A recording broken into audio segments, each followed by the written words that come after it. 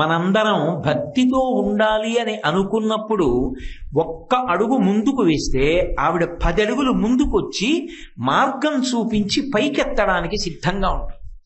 పూజనీయురాలై ఎప్పుడూ మనని కాపాడుతుంది. కాబట్టి భట్టారికా స్వరూపమై ఉంటుంది. ఆ ఒక్క అడుగు మీరు ముందుకు వెయ్యండి అని ఎందుకంటుందంటే, బుద్ధినిచ్చాను కదా, మిగిలిన ప్రాణుల కంటే బుద్ధినివ్వలేదు, మనుష్య జన్మనిచ్చాను కదూ, ఇంద్రియములనిచ్చాను కదూ, శాస్త్రమునిచ్చాను కదూ, గురువునిచ్చాను కదూ, మంచి మనసునిచ్చాను కదూ, ఇన్ని మీకు ఇచ్చినప్పుడు మీరు ఒక్కసారి నా వైపు అడుగు వేసి అమ్మా అనండి చాలు. అది కూడా అనక్కర్లేదు. ప్రణిపాత ప్రసన్నా హిమైథిలీ జనకాత్మజ అలమేష పరిత్రాతం రక్షస్వో మహతో భయాత్ అంటారు వాల్మీకి మహర్షి రామాయణంలో.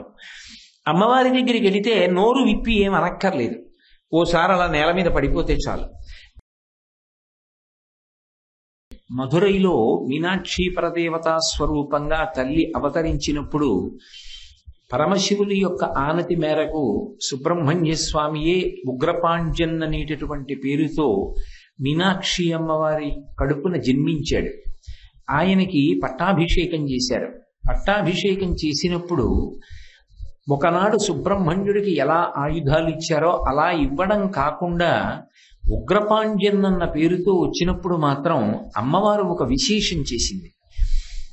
సర్వసైన్యాధిపతిగా దేవతలకు అభిషేకం చేయబడినప్పుడు సుబ్రహ్మణ్యుడికి అమ్మవారు ఇచ్చినటువంటి ప్రధానమైనటువంటి ఆయుధం శూలం. కానీ ఉగ్రపాండ్యన్ అన్న పేరుతో ఆవిడ కడుపున పుట్టినప్పుడు, ఆయనకి రాజ్య పట్టాభిషేకం చేసినప్పుడు మాత్రం శూలంతో పాటుగా చక్రాయుధాన్ని, దానితో పాటుగానే పాశాన్ని, పాశుపతాస్త్రాన్ని కూడా అనుగ్రహించారు. శంకరుడు పాశుపతాస్త్రాన్ని కూడా ఉపదేశం చేసింది సుబ్రహ్మణ్యుడు ఉగ్రపాండ్యన్గా అవతరించినప్పుడు. అందుకే సుబ్రహ్మణ్యావతారంలో శంకరుడు ఆ ఉగ్రపాండ్యన్ యొక్క వైశిష్ట్యాన్ని నెలకొల్పడానికి మీనాక్షి పరదేవత తన అనుగ్రహాన్ని ప్రత్యేకంగా ఉగ్రపాండ్యన్ యందు ప్రసరించి ఆయన కీర్తి దశ దిశల వెలుగొందడానికి హేతుభూతులయ్యారు. ఒకానొక సమయంలో ఇంద్రుడు అలక చెందాడు. ఏమిటో సుబ్రహ్మణ్యుడు వీళ్ళ కడుపున పుట్టాడని, ఉగ్రపాండ్యన్ని పేరు పెట్టి పట్టాభిషేకం చేశారని చెప్పుకుంటున్నారు. వర్షాలకి అధిదేవతని నేను కదా, నేను వర్షం కురిపించకపోతే ఏమవుతుంది అని భాగవతంలో ఒకనాడు కృష్ణ పరమాత్మ మీద అలిగి ఎక్కువ వర్షాన్ని కురిపించినట్టు ఇక్కడికి వచ్చేటప్పటికి వర్షాలు కురిపించడం మానేశాడు. ఒక్క పాండ్యరాజ్యమునందే కాదు, చేర చోళ రాజ్యముల యందు కూడా వర్షములు లేవు. వర్షం లేకపోతే ధర్మం నిలబడదు, వర్షం లేకపోతే ప్రాణులకు అన్నం దొరకదు, అవ్యవస్థ ఏర్పడుతుంది. మహారాజు దాన్ని చక్కదిద్దవలసి ఉంటుంది. కాబట్టి ఆయన దేవాలయంలోకి వెళ్ళి శివలింగ రూపంలో ఉన్నటువంటి పరమశివుణ్ణి, మీనాక్షి పరదేవతని ఆశ్రయించి ప్రార్థన చేశాడు. వాళ్ళన్నారు, లోకంలో మర్యాద అని 3 అక్షరాలు ఉన్నాయి. మొదట నువ్వు దేవేంద్రుడి దగ్గరికి వెళ్ళి నీ విజ్ఞాపన తెలియచి, ఆ పైన దేవేంద్రుడు కరుణించకపోతే మార్గాన్ని చూడవచ్చు. మర్త్యలోకంలో పరిపాలన చేస్తున్నావు కాబట్టి వెళ్ళి ఆయనని ప్రార్థన చేయడం అనేటటువంటిది మర్యాదతో కూడుకున్న విషయం. మరి ఎలా?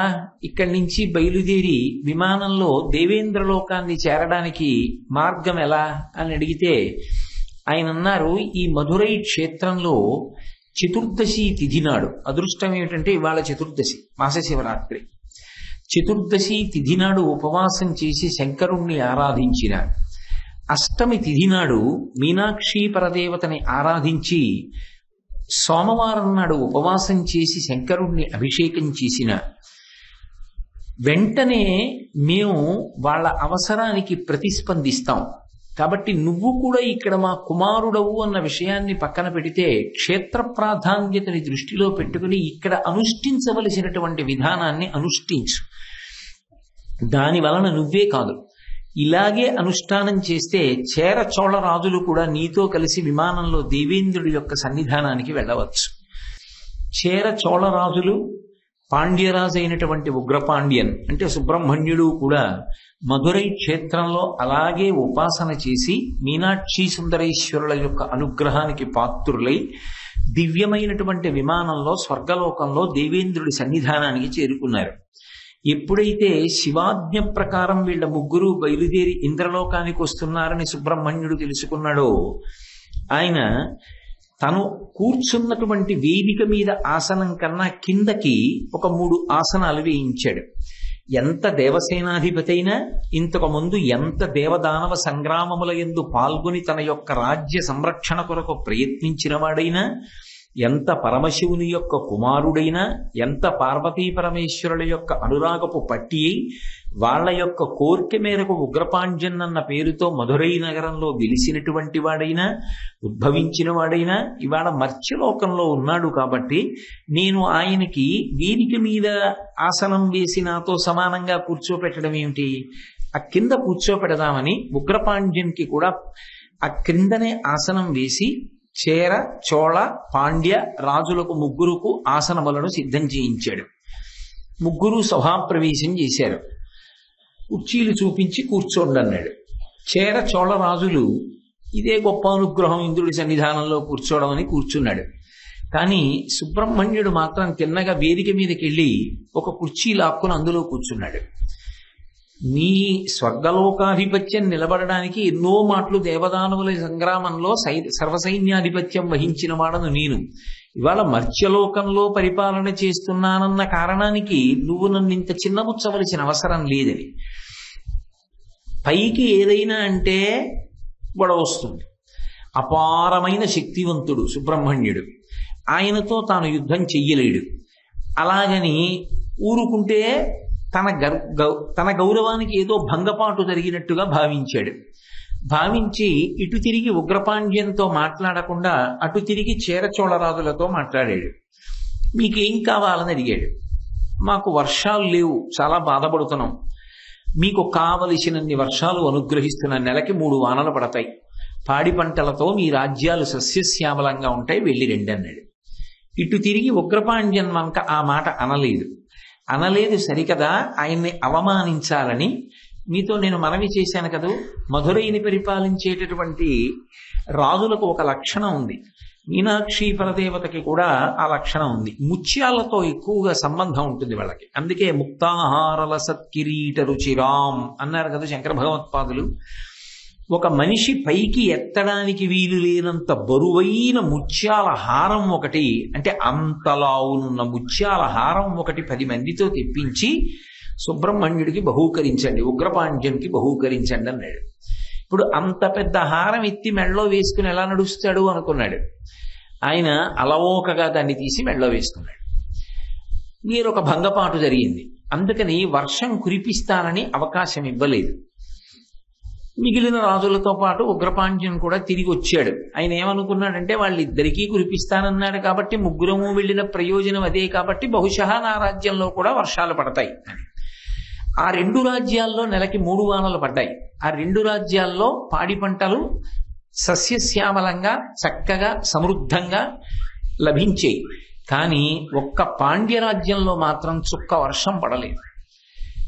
ఆయన పరమేశ్వరుడికి మీనాక్షికి నమస్కారం చేసి ఒక రోజున అరణ్యంలో వేటకని వెళ్ళాడు. వెళ్ళేటప్పటికీ దేవేంద్రుడు వర్షాలు కురిపించమని ఏ మేఘములను ఆజ్ఞాపించి పంపిస్తూ ఉంటాడో, ఏ మేఘములు ఉరుములు మెరుపులు పిడుగులు లేకుండా పడాలి వర్షం. పిడుగులతో కానీ విపరీతమైనటువంటి మెరుపులతో కానీ విపరీతమైన ఉరుములతో కానీ వర్షం పడింది అనుకోండి, అది అరిష్టం. ఎందుచేత అంటే పిడుగుకి సంబంధించి వేదంలో ఒక మాట చెప్తారు. పిడుగు యొక్క ధ్వని చేత గుండెపోటు వస్తుంది ఏం చెప్తారు.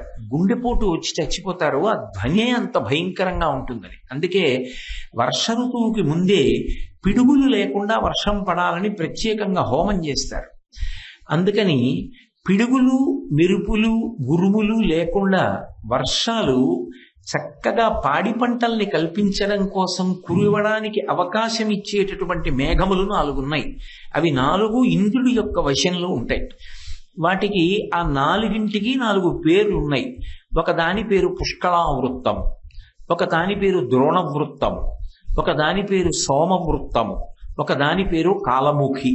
కాలముఖి అంటే నల్లటి ముఖం కలిగినది అని. మబ్బు నల్లగా ఉంటే కదా వర్షించడం.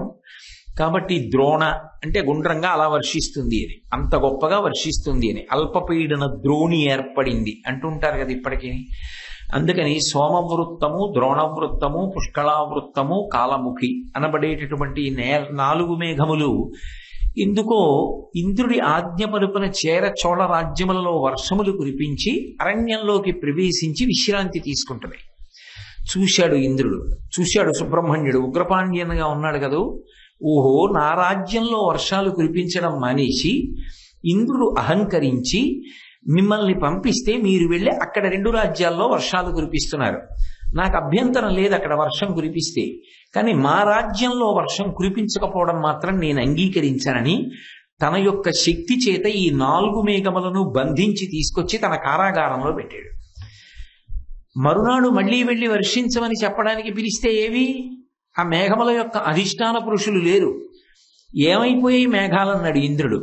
ఆ 4 మేఘాలని కూడా ఇవాళ సుబ్రహ్మణ్యుడు ఉగ్రపాండ్యన్ అన్న పేరుతో మధురైని రాజధానిగా పరిపాలిస్తున్నాడు కాబట్టి కారాగారంలో పెట్టాడు. ఆ మేఘములు లేవన్నారు. వెంటనే ఏకవీరుడు అని దేవేంద్రుడి యొక్క ఆస్థానంలో చాలా పరిణతి కలిగినటువంటి విద్వాంసుడు, ఆయనతో రాయబారం పంపించాడు ఆ మేఘములను విడిచిపెట్టమని. ఈలోగా ఆయన వెళ్లి రాయబారం చెప్పి అసలు ఏమంటాడు ఉగ్రపాండ్యన్ అన్న దాని గురించి వినకుండానే నా అంతటి వాణ్ణి లొంగవలసిన అవసరం ఏముంది? మర్చుడు భూలోకంలో పుట్టిన వాడికి ఇంత టెంపరితనమా? మేఘాల్ని కారాగారంలో పెడతాడా అని యుద్ధానికి బయలుదేరాడు. సుబ్రహ్మణ్యేశ్వర స్వామి వారి యొక్క అవతారం కదా ఉగ్రపాండ్యన్. తన యొక్క ఆయుధాల చేత దేవసైన్యాన్నంతటినీ పడగొట్టి సంహరిస్తే బాగుండదని ఇంద్రుడిని కూడా ఐరావతం నుంచి నేల పడగొట్టాడు.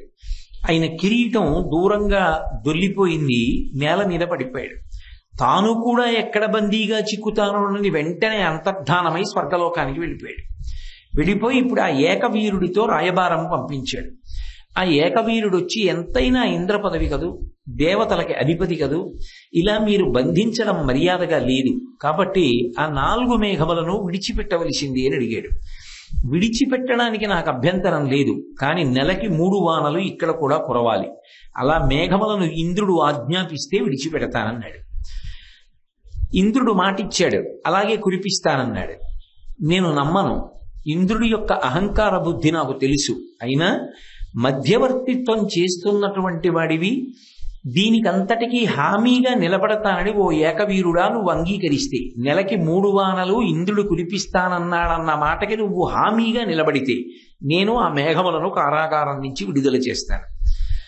ఉగ్రపాండ్యన్ యొక్క మాటకు అంగీకరించి ఏకవీరుడు హామీగా నిలబడ్డాడు. ఆ మేఘములను విడుదల చేశారు. నెలకి 3 వానలు పడుతున్నాయి. చక్కగా పాడి పంటలతో సమృద్ధిగా ఉంది.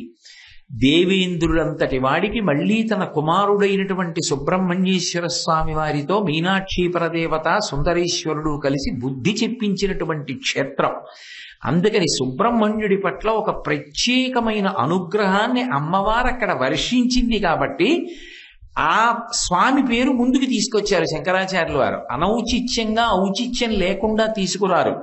2 అమ్మవారు రాజ్య పరిపాలన చేస్తే మళ్ళీ ఆవిడికి వారసుడిగా రాజ్య పరిపాలన అందుకున్నవాడు ఉగ్రపాండ్యన్. మధురై క్షేత్రంలో పరిపాలకుడుగా నిలబడినవాడు కాబట్టి ఆయనని ముందుకు తీసుకొచ్చి మాట్లాడుతున్నారు. అంతేకాదు, ఒకప్పుడు ఉగ్రపాండ్యన్ దేశమంతటా కూడా అనేకమైనటువంటి అభివృద్ధి కార్యక్రమాలు చెయ్యాలి అని సంకల్పం చేశాడు. పేదలందరికీ బాగా నిధులిచ్చి వాళ్ళందరూ కూడా సంతోషంగా ఉండేటట్టు చెయ్యాలి. నాన్నగారండి నాకు ఇంత ఐశ్వర్యం ఎక్కడి నుంచి లభిస్తుంది అని దేవాలయంలోకి వెళ్ళి సుందరేశ్వరుణ్ణి ప్రార్థన చేశాడు. సుందరేశ్వరుడు అన్నాడు, నువ్వు మేరు పర్వతం దగ్గరికి వెళ్ళు. మేరు పర్వతానికి క్రింది భాగంలో కొన్ని గుహలు ఉన్నాయి. ఆ గుహలకి ద్వారములు ఉంటాయి. నువ్వు అక్కడికి వెడితే నీ యొక్క ప్రతాపానికి భయపడి ఆ అధిష్టాన పురుషుడు ఆ గుహల తలుపులు తెరుస్తాడు. అఖండమైనటువంటి ఐశ్వర్యం ఉంది, ఎన్నో నిధులున్నాయి అందులో. నీకు కావలసినంత నిధులు మాత్రమే తెచ్చుకో, అంతా తీసుకురావద్దు. ఆ పైన వెనక ఎవ్వరూ వెళ్లి నిధులు ముట్టుకోకుండా నీ యొక్క ముద్ర వేసి సుబ్రహ్మణ్య ముద్రతో మళ్ళీ మూత వేసేసి తలుపులు. సరే బయలుదేరి వెళ్ళాడు. ఆ నిధులు ఉన్నటువంటి గుహల తలుపులు ఎక్కడున్నాయో చూస్తే అవి కనపడకుండా చెయ్యడం కోసమని మేరుపర్వతం అసలు గుహలేవీ లేనట్టుగా, వాటికి తలుపులు లేనట్టుగా కనపడేటట్టుగా చేసి దాచేసింది. ఒకప్పుడు స్వామి హనుమకి సంజీవని దొరకకుండా ఎలా ప్రయత్నం చేశారో అలా వెంటనే స్వామి తన చేతిలో ఉన్నటువంటి పాశాన్ని తీసివేసి చక్రాన్ని ప్రయోగించాడు. అదనంగా ఇచ్చినటువంటి ఆయుధాలు కదూ తాను ఉగ్రపాండ్యంగా వచ్చినప్పుడు. ఆ చక్ర ప్రయోగం చేత మేరుపర్వత శిఖరములన్నీ కదిలిపోయి ప్రళయకాలమునందు ఎటువంటి ధనులు వస్తాయో అటువంటి శబ్దములు వచ్చాయి.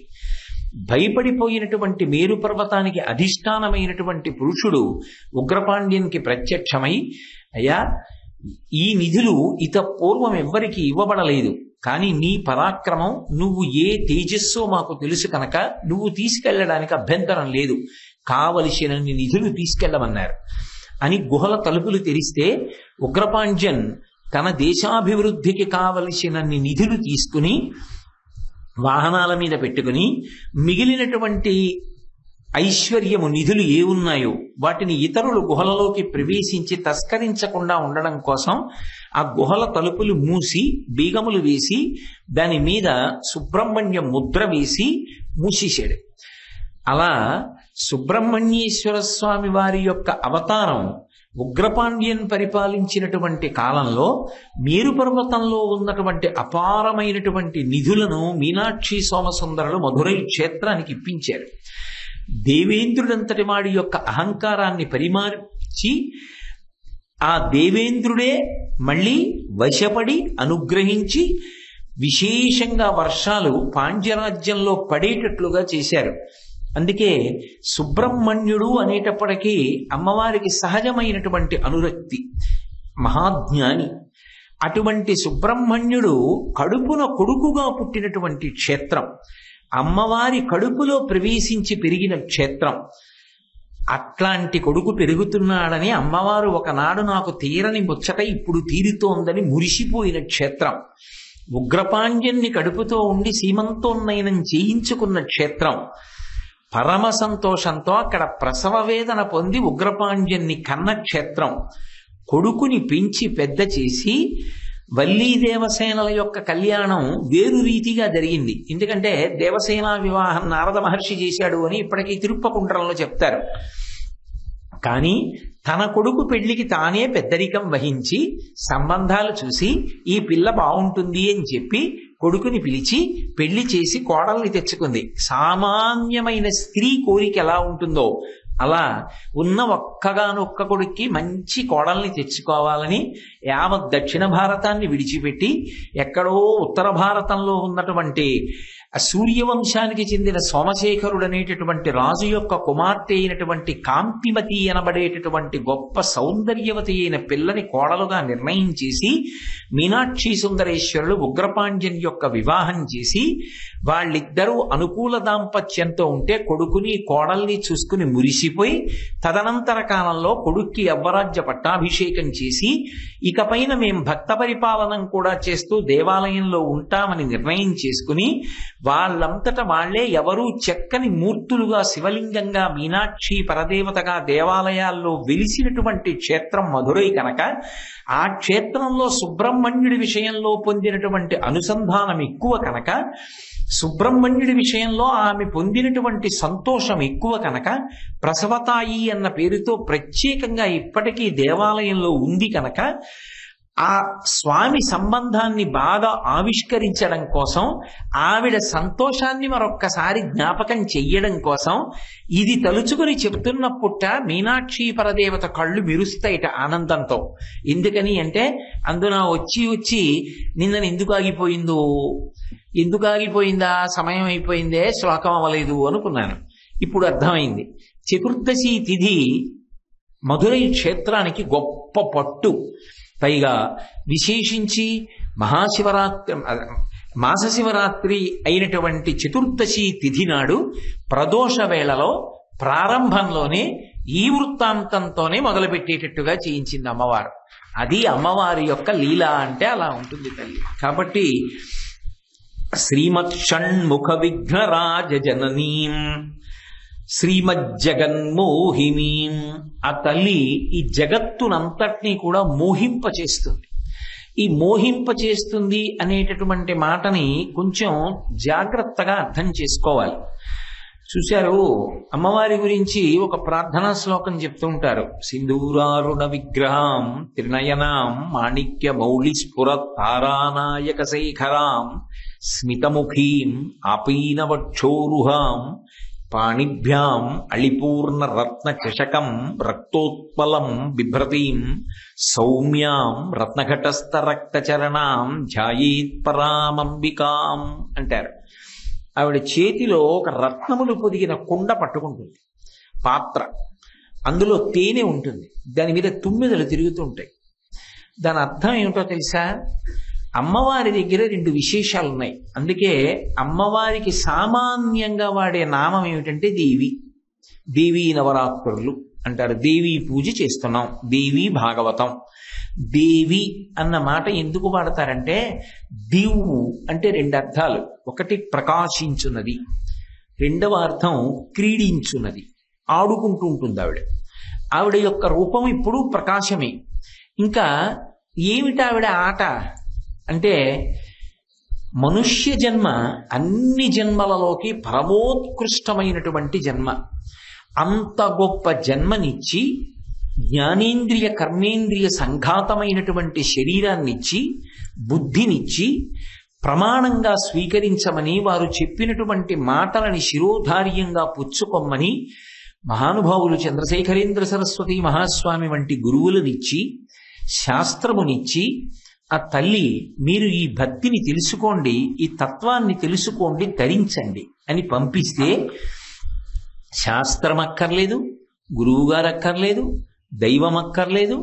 కేవలముగా ఇక్కడ లభించేటటువంటి భౌతికమైన సుఖములు ఇంద్రియముల చేత అనుభవించేవి ఉన్నాయో వాటిని మార్చి మార్చి ఇంద్రియములను మనసుతో కలుపుతూ అనుభవించి దాని వలన జీవితం గడిచిపోతే జాలనుకునేటటువంటి లౌల్యము కలిగినటువంటి వారెవరుంటారో అటువంటి వారిని ఆ లౌల్యములోనే తిప్పుతుంది. ఎందుకని అంటే ఆమె రెండు మార్గములను ఇస్తుంది. ఒకటి, భక్తితో మీ అంత మీరు ప్రయత్నం చేశారనుకోండి, మీరంత మీరు అనడం కన్నా మనంత మనం అనడం మంచిదేమో. నేను మీకన్నా ఎంత మాత్రమూ పై స్థాయిలో ఉన్నవాడను కాదు, యథార్థమునకు మీలో కొందరికన్నా ఇంకా తక్కువ స్థాయి వాడనేమో. కాబట్టి మనందరం భక్తితో ఉండాలి అని అనుకున్నప్పుడు ఒక్క అడుగు ముందుకు వేస్తే ఆవిడ 10 అడుగులు ముందుకొచ్చి మార్గం చూపించి పైకెత్తడానికి సిద్ధంగా ఉంటుంది. పూజనీయురాలై ఎప్పుడూ మనని కాపాడుతుంది. కాబట్టి భట్టారికా స్వరూపమై ఉంటుంది. ఆ ఒక్క అడుగు మీరు ముందుకు వెయ్యండి అని ఎందుకంటుందంటే, బుద్ధినిచ్చాను కదా, మిగిలిన ప్రాణుల కంటే బుద్ధినివ్వలేదు. మనుష్య జన్మనిచ్చాను కదూ, ఇంద్రియములనిచ్చాను కదూ, శాస్త్రమునిచ్చాను కదూ, గురువునిచ్చాను కదూ, మంచి మనసునిచ్చాను కదూ. ఇన్ని మీకు ఇచ్చినప్పుడు మీరు ఒక్కసారి నా వైపు అడుగు వేసి అమ్మా అనండి చాలు. అది కూడా అనక్కర్లేదు. ప్రణిపాత ప్రసన్నా హిమైథిలీ జనకాత్మజ అలమేషా పరిత్రాతుం రక్షస్వో మహతో భయాత్ అంటారు వాల్మీకి మహర్షి రామాయణంలో. అమ్మవారి దగ్గరికి వెళితే నోరు విప్పి ఏం అనక్కర్లేదు, ఓసారి అలా నేల మీద పడిపోతే చాలు. అదే భగవంతుడు పురుష స్వరూపంగా ఉంటే ప్రతిజ్ఞ వేరుగా ఉంటుంది. సకృదేవ ప్రపన్నాయ తవాస్మీతి చయాచతే అభయం సర్వభూతేభ్యో దదాంగి తత్వ్రతం మమ అంటాడు రాముడైతే యుద్ధకాండలో.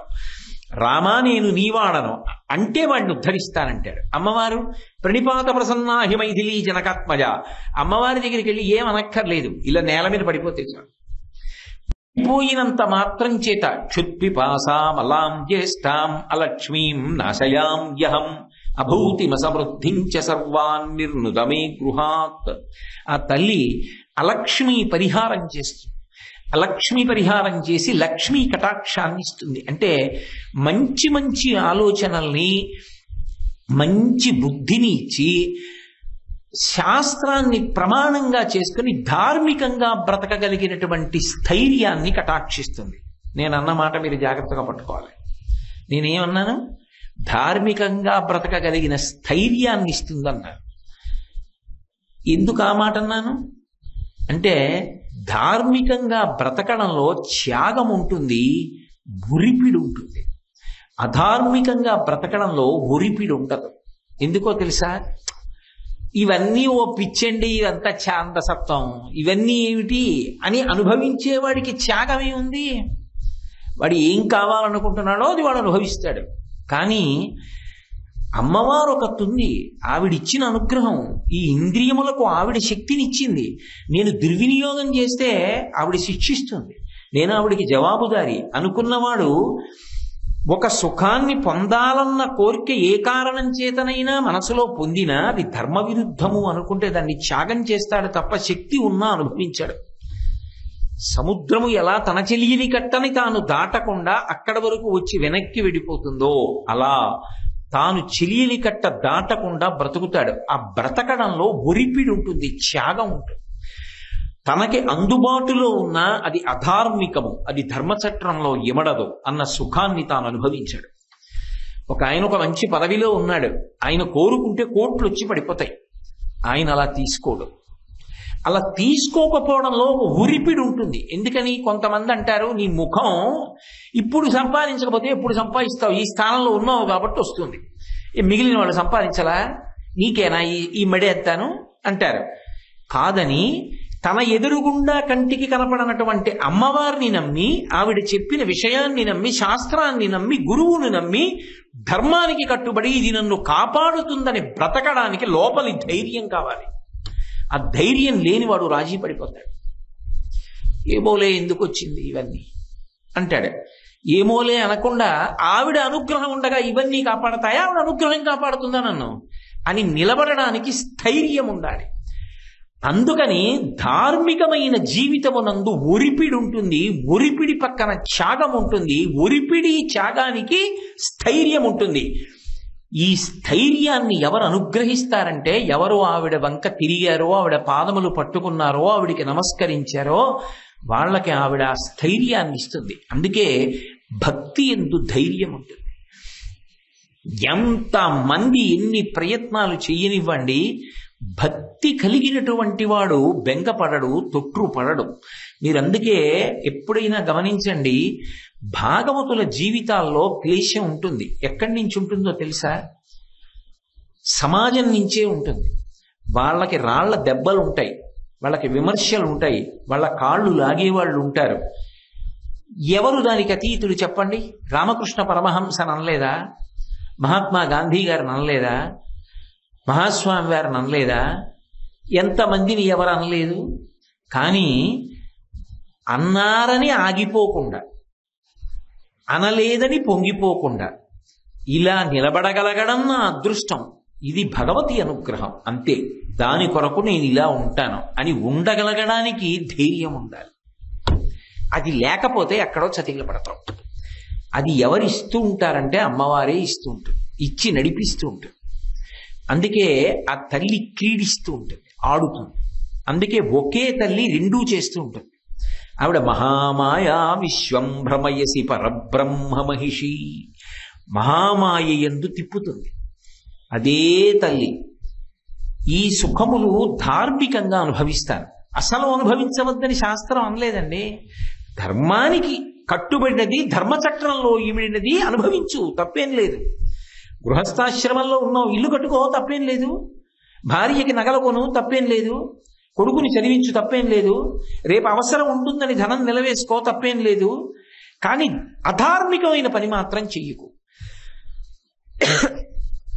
ధర్మము ఎంతవరకు అనుమతించిందో అంతవరకు చేస్తాడు. అది ధర్మ చట్రం దాటుతోంది, చేయడు. అలా చెయ్యకుండా ఉండడంలో ఒరిపిడి ఉంటుంది. ఆ ఒరిపిడికి తట్టుకుని నిలబడతాడు. ఎక్కడ ఎందుకు నిలబడ్డాం అంటే నమ్మకం. ఎక్కడదా నమ్మకం అంటే ఆవిడ ఉందని నమ్మకం. ఆవిడ ఉందన్న నమ్మకం ఆవిడ నిరూపించి చూపిస్తూ ఉంటుంది, ఆ ధైర్యాన్ని ఇస్తూ ఉంటుంది. నేనున్నాను రా బిడ్డ, నీకెందుకు రా అంటూ ఉంటుంది. అందుకే అలా ఇచ్చి తిప్పుతుంది. ఇక్కడ బాగుంది బాగుంది బాగుంది అనుకున్నవాడు ఏమైపోతాడు? ఇంద్రియముల సుఖానికి వశపడ్డాడు అనుకోండి, ఆ ఇంద్రియములు ఒకనాడు బడలిపోతాయి. వయసిగతే కామ వికార శుష్కే నీరే కక్కాసార క్షీణే విత్తే కప్పరివారో జ్ఞాతే తత్వే కస్సంసార అంటారు శంకరులు. వయసు అయిపోయిన తర్వాత కామవికారం ఏది? నీరు శుష్కించిపోయిన తరువాత దాన్ని చెరువుని పిలిచిన వాడెవరు? డబ్బులు లేకపోయిన తరువాత వెనక పరివారం ఎక్కడిది? తత్వం తెలుసున్న తర్వాత ఇంకా మాయామోహం ఎక్కడిది? ఉండవు. కాబట్టి ఇవి చంచలములు. ఈ సుఖములు సుఖములు కాదు, ధర్మానురక్తి గొప్పది. దాని వలన పొందే సుఖం చివరి వరకు ఉంటుంది. అది అమ్మవారి పాదాల దగ్గరికి చేరుస్తుంది. అనుకున్న వాడికి తెర పైకెత్తి ఏదో ఒక సమయంలో ఆవిడ శంకరుని యందు ఐక్యం చేస్తుంది. అందుకే అలా క్రీడించేటటువంటి లక్షణం ఉన్న తల్లి కాబట్టి జగత్తుని మోహింపచేస్తుంది. కాబట్టి శ్రీమజ్జగన్మోహినీం, ఒక్కసారి ఆవిడ వంక తిరిగి పడ్డాడా ఈ జన్మ వచ్చినందుకు చాలు, ఈ శరీరం వచ్చినందుకు ఒక్కసారి ఆవిడ మ్రోల పడ్డావా, ఒక్క ఉపచారం చేశావా, ఒక్కసారి లలితా సహస్రం చదివావా, దేవీ నవరాత్రుల్లో ఒక్కసారి చండీ హోమంలో కూర్చున్నావా, ఒక్కరోజు లలితా సహస్రం చదవక్కర్లేదు శ్రీమాత అన్నావా, అమ్మా అన్నావా, కుంకుమ వేశావా ఆవిడ పాదాల మీద, కనీసం సభలోకి వెళ్ళి నమస్కారం పెట్టావా? అందుకు ఈ శరీరం పనికిరానప్పుడు అన్య విధమైనటువంటి రీతిలో క్రీడిస్తోంది కదూ. ఎన్నిటికో ఉన్న కాళి ఇన్ని ఇచ్చినటువంటి శక్తినిచ్చిన తల్లికి కృతజ్ఞత చెప్పడానికి పనికిరాకపోతే అంతకన్నా ఇంకా కృతజ్ఞమైన జీవితం ఎక్కడుంటుంది?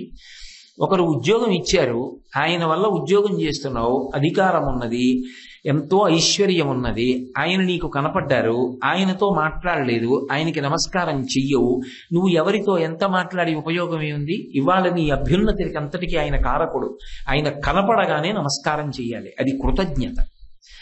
ఆ కృతజ్ఞతాభావంతో ఉద్యోగం ఇచ్చిన వ్యక్తికే నమస్కారం చేస్తే ఇన్ని శక్తులనిచ్చిన అమ్మవారికి నమస్కారం చేయకపోతే? అయితే చిత్రం ఏమిటో తెలుసా అండి, ఆవిడ క్రీడిస్తుంది, ఇలా తిరుగు, తర్వాత ఏమవుతుందో తెలుస్తున్నట్టు. ఏమవుతుంది? ఎన్నాళ్ళు ఉంటుంది దిక్కుమాల శరీరం? ఓ 70 ఏళ్ళు, ఓ 80 ఏళ్ళు, ఓ 90, కాదు 100 పడిపోతుంది కదా ఇప్పుడప్పుడు. తర్వాత జీవుడు కోట్ల కోట్ల జన్మలు అధోగతిని పొందుతాడు. కానీ త్యాగబుద్ధితో ఉరిపిడిని తట్టుకోవడానికి కావలసిన స్థైర్యం ఆవిడే ఇస్తే ఏదో బాధతో చేస్తాడని మీరు అనుకోకండి. ధార్మికంగా ఉండేవాడు. మీకు నేను ఒక విషయం చెప్పనా, లౌకిక సుఖముల వైపు ఉండి ధర్మాన్ని విడిచిపెట్టిన వాడికి ఎప్పుడూ మనసులో దిగులుంటుంది, బెంగుంటుందండి. ఎందుకో తెలుసా? ఏమో నా నడవడి అంత మంచిది కాదుగా, పైకి చెప్పలేడు, నా నడవడిలో ఎన్నో దోషాలున్నాయిగా, నే చేసిన భయంకర పాపాలున్నాయిగా, అవి ఏ కట్టి కుడుపుతాయో ఎప్పుడూ భయమే. ధార్మికుడు ఉన్నాడు అనుకోండి, వాడు అయ్యో నేను అది వదిలేశానండి, ఏమిటో గురువు గారిని నమ్మానండి, శాస్త్రం నమ్మానండి, ఇది వదిలేశానండి అని వాడు బాధగా బతుకుతాడని మీరు అనుకుంటున్నారేమో. అసలు ధార్మికంగా బ్రతికే వాడికి ఉండేటటువంటి సంతోషం వేరు. ఎప్పుడూ సంతోషమే. నిత్యోత్సవ, పక్షోత్సవ, వారోత్సవ, సంవత్సరోత్సవ, వాడు ఎప్పుడూ ఉత్సవాల్లోనే ఉంటాడు. వాడికి ఎప్పుడు రోజు రోజు ఉత్సవమే. వాడికి ఎక్కడికి వెళ్ళినా ఉత్సవమే, ఇంట్లో ఉన్న ఉత్సవమే, ప్రతి క్షణం ఉత్సవమే. ఆఖరికి వాడు శరీరం విడిచిపెట్టడం కూడా ఉత్సవమే. అదేం అలా అన్నారు మీరు అంటారేమో. శంకర భగవత్పాదులే చెప్పారో చోట, యదా పుత్ర మిత్రాదయో మత్స కాశీ ఉదాత్యస్య కీదృశీయోత శంతి తదా దేవ దేవేశ గౌరీశ శంభో నమస్తే శివాయో త్యజస్రం బ్రవాణి. ఆయన వెళ్ళిపోతుంటే ఆ కొడుకులు, కూతుళ్ళు, బంధువులు వచ్చి అయ్యో అయ్యో అయ్యో అయ్యో ఇంత మర్యాదస్తుడు, ఇన్ని గౌరవాలు పొందినవాడు ఆయన నేల మీద పడుకోబెట్టేశారు అని ఏడుస్తారేమో. స్నేహితులు అయ్యయ్యో ఇన్ని సత్కారాలు పొందినవాడు, ఇంత గౌరవాన్ని పొందినవాడు ఆయన అలా పడుకోబెట్టేశారు అని ఏడుస్తారేమో. భార్య, ఇతరులు ఏడుస్తారేమో. వాడు మాత్రం ఉత్సవంగా వెళ్ళిపోతాడు. ఎలాగో తెలుసా? స్వామి బ్రతికున్నంత కాలం నా శాయి శక్తులా నీ గురించి ఆలోచించా, నీ గురించి చదివా, నీ గురించి అనుష్ఠించా, నీ గురించి చెప్పుకున్నా, నీ గురించి పాడుకున్నా, నిన్నే స్మరిస్తూ సంతోషంగా బ్రతికా. అమ్మయ్యా ఈ ఒరిపిడిలు పోయే, ఇప్పుడు ఇంకా సంతోషంగా అదిగో నీ పాదపంజరంలోకి చిలక ఎగిరి వచ్చేస్తోంది. ఇక పైన హాయిగా సంతోషంగా నీ పాద పంజరంలో కూర్చుని ఆడుకుంటా, ఇంకా నేను అన్ని బంధాలకి అతీతుణ్ణి అని చెమట పట్టిన బట్ట విప్పినట్టు, ఉత్తరీయం తీసి పక్కన పారేసినట్టు శరీర త్యాగం చేసి ఈశ్వరుడు ఎంతో ఐక్యమైపోతాడు. అది ఆయనకి ఉత్సవమే. కాబట్టి ధార్మికులకు ఉత్సవము లేనిది లేదు. ధార్మికుడు బరువుగా బతుకుతాడని మీరు అనుకోకూడదు. నిజానికి ధార్మికుడి జీవితమే పరమ సంతోషంగా ఉంటుంది. అసలు ధార్మికుడు కష్టాలలో ఉన్నట్టున్నా ఆయన జీవితం గురించి చదువుతుంటే సంతోషంగా ఉంటుంది. అందులోంచి మనకు పూనికి వస్తుంది. రామాయణం చదువుతుంటే రాముడు సుఖపడ్డాడని ఉందండి, కష్టపడ్డాడని ఉంది. మరి ఎందుకు చదువుతాం? పిల్లలకి ఎందుకు రాముడి పేరు పెడతాం? ఎందుకు రామనామం రాస్తాం? అంటే ధర్మాన్ని ఉంచుకుని సంతోషాన్ని పొందాడు అన్ని కష్టాల్లో కూడా. ఆ సంతోషం మాకు అలా కావాలని రామాయణం చదువుతాం కదా. కాబట్టి ఆ తల్లి శ్రీమక్షణ్ముఖ విఘ్నరాజ జననీం, తల్లి శ్రీమజ్జగన్మోహినీం మీనాక్షీం ప్రణతోస్మి సంతతమహం కారుణ్యవరాన్నిధిం. దయకు సముద్రమైన దానా తల్లి, నీకు సంతతమహం, ఎల్లప్పుడూ నీకు నమస్కరించుచున్నాను అంటే ఇలాగే ఉండిపోమ్మని కాదు దాని ఉద్దేశ్యం. ఆవిడ కారుణ్యమును స్మరిస్తుంటే మనసులో ఆలోచనలు అలా వస్తుంటే రోమాంచితమై ఆవిడ పట్ల పూజ్య భావనతో కృతజ్ఞతాభావముతో శిరసు వంచి ఆనందమును పొందెదరుగాక అని. శ్రీమత్సుందరనాయకీం, ఆ శ్రీకారాన్ని అలాగే కొనసాగిస్తున్నారు శంకర భగవత్పాదులు. ఆమె సుందరేశ్వరుని యొక్క ఇల్లాలు. పరమశివుడికి సుందరుడు అని ఒక పేరు. అయితే ఒక చమత్కారం ఉంటుంది. ఆయన పైకి కనపడేది నిజంగా అసలు సుందరంగా కనపడ్డం. రెండు లోకంలో మీరు ఆలోచించండి, ఏదైనా చూడకూడదని చూశారనుకోండి శివ అంటాం. అసలు శివుణ్ణి చూస్తే ఏమనాలి? ఎందుకని అంటే దూర్జటి దిప్పి పొడిచాడు కాళహస్తీశ్వర శతకంలో. వన్నీ ఏనుగుతోలు దుప్పటం, బువా కాలకూటంబు, చీగిమ్మే బ్రహ్మకపాలము, ఉగ్రమగు భోగే కంఠహారంబు, నిన్నీలాగున నుండియున్ తెలిసియున్ నీపాద మూలంబునం చేర్చన్ నారాయణుడు ఎట్లు మానసమునం శ్రీకాళహస్తీశ్వర. రక్తం కారిపోతున్న మాంసంతో ఉన్నటువంటి ఏనుగు దుప్పటి, ఏనుగు తోలు కట్టుకుంటాడు. ఆయనకి చేతకాక కాదు, గజాసురుడు అడిగాడని కట్టుకున్నాడు. దానికి దుర్వాసన రాదు, ఆయన అడిగాడు. ఏనుగు తోలు కట్టుకుంటాడు. మెళ్ళో భయంకరమైన త్రాచుపం, అది కూడా మామూలుది కాదు, వాసుకి చూస్తూ ఉంటాడు. ఉగ్రమగు భోగే కంఠహారంబు, చేతిలో బ్రహ్మకపాలం, అందులో హాలాహలం తింటుంటాడు. ఏమిటంత అందంగా ఉన్నాడు? మేఘశ్యామం పీతకౌశేయవాసం శ్రీవత్సాంకం కౌస్తుభోద్భాసితాంగం పుణ్యోపేతం పుండరీకాయతాక్షం విష్ణుం వందే సర్వలోకైకనాథం. ఆయన బాగుంటాడా ఈయన బాగుంటాడా? నిష్పక్షపాతంగా చెప్పండి. ఆయనే బాగుంటాడు విష్ణువు. మరి బాగున్నవాడు ఏం చేయాలి? బాగులేని వాడిని చూసి దేవుట్రా నాయన ఇలా ఉంటావు నాకు కనపడకనాలి అనలేదు.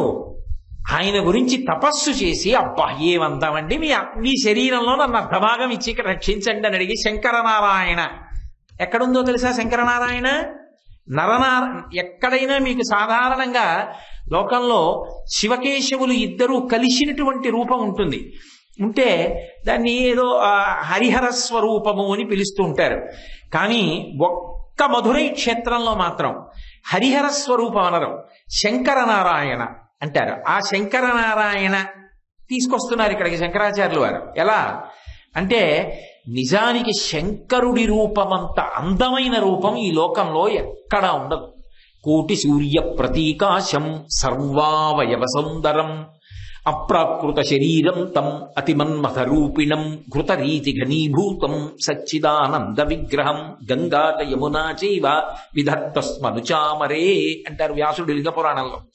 ఆయన నడిచి వెడుతుంటే వెనక గంగా యమున అధిష్టాన దేవతలు నిలబడి ఆయన ఉత్తరీయాన్ని ఎత్తి పట్టుకుంటాయట. కోటి సూర్యుల పగిది వెలిగిపోతుంటాడు. అంతటి అందగాడు కనుక ఆయన సుందరుడు. నిజానికి అది సౌందర్యం, బాహ్యంలో అందం. అయితే మీరు ఒక్కటి జ్ఞాపకం పెట్టుకోండి, చాలా అందమైన చిరునవ్వు వెనక భయంకరమైనటువంటి పాపపు ఆలోచన ఉండవచ్చు. పరమ వికృతమైనటువంటి శరీరం లోపల అమృత భాండం లాంటి హృదయం ఉండవచ్చు.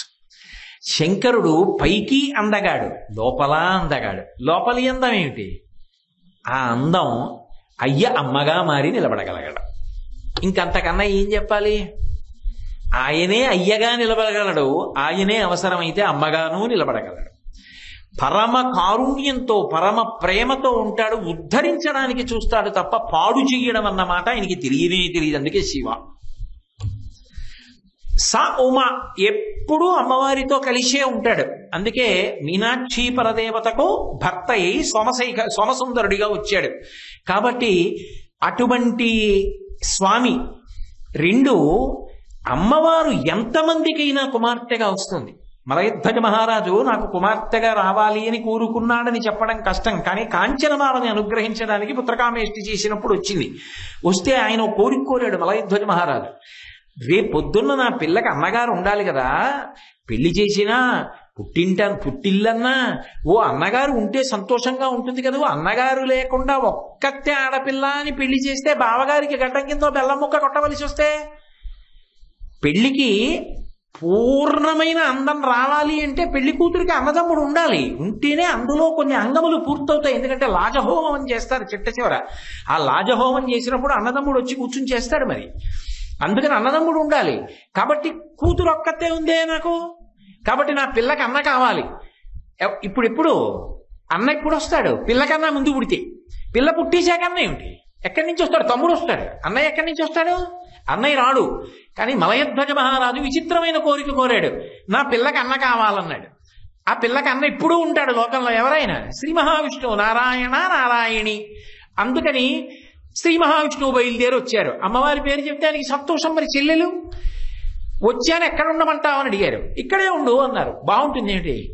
చెల్లెలు బావగారు ఇంట్లో, బావగారు ఎప్పుడు ఉంటే ఏం బాగుంటుంది, శిగులు ఉన్నట్టు ఉంటుంది. ఎక్కడో గాంధార రాజ్యంలో ఉండవలసిన వాడు వచ్చి హస్తినాపురంలో దుర్యోధనుడి దగ్గర కూర్చుంటే ఎంత అసహ్యంగా ఉంది. అలాగే ఏమిటి, నేను వచ్చేసి ఇక్కడ ఉంటే ఏం బాగుంటుంది, అందుకని ఇంకో చోటు చూపించి అక్కడ ఉంటానన్నాడు. నది హద్దుంది కాబట్టి వైఘైకి అవతల వైపు వృషభగిరి అనేటటువంటి పేరుతో అమ్మవారు వెలిసింది. ఇప్పటికీ ఆ కొండ అమ్మవారి రూపంలో గుడి వెనకాతల ఉంటుంది. ఆ వృషభగిరి దర్శనం చేస్తే చాలు పూర్వీకుల పాపాలు కూడా పోతాయంటారు. అళగర్ పెరుమాళ్ అంటే పరమ అందగాడు అని, నిజంగా అలా ఉంటాడు. అంత అందగాడిగా అళగర్ పెరుమాళ్ళుగా వెలిశాడు. ఆ అన్నగారు వచ్చి మీనాక్షి అమ్మవారిని కన్యాదానం చేస్తుంటాడు. ఇప్పటికీ కళ్యాణానికి ఆ వైఘై దాటి వస్తూ ఉంటాడు ఆయన, ఆ పాండ్యరాజ్యంలోకి వస్తూ ఉంటాడు.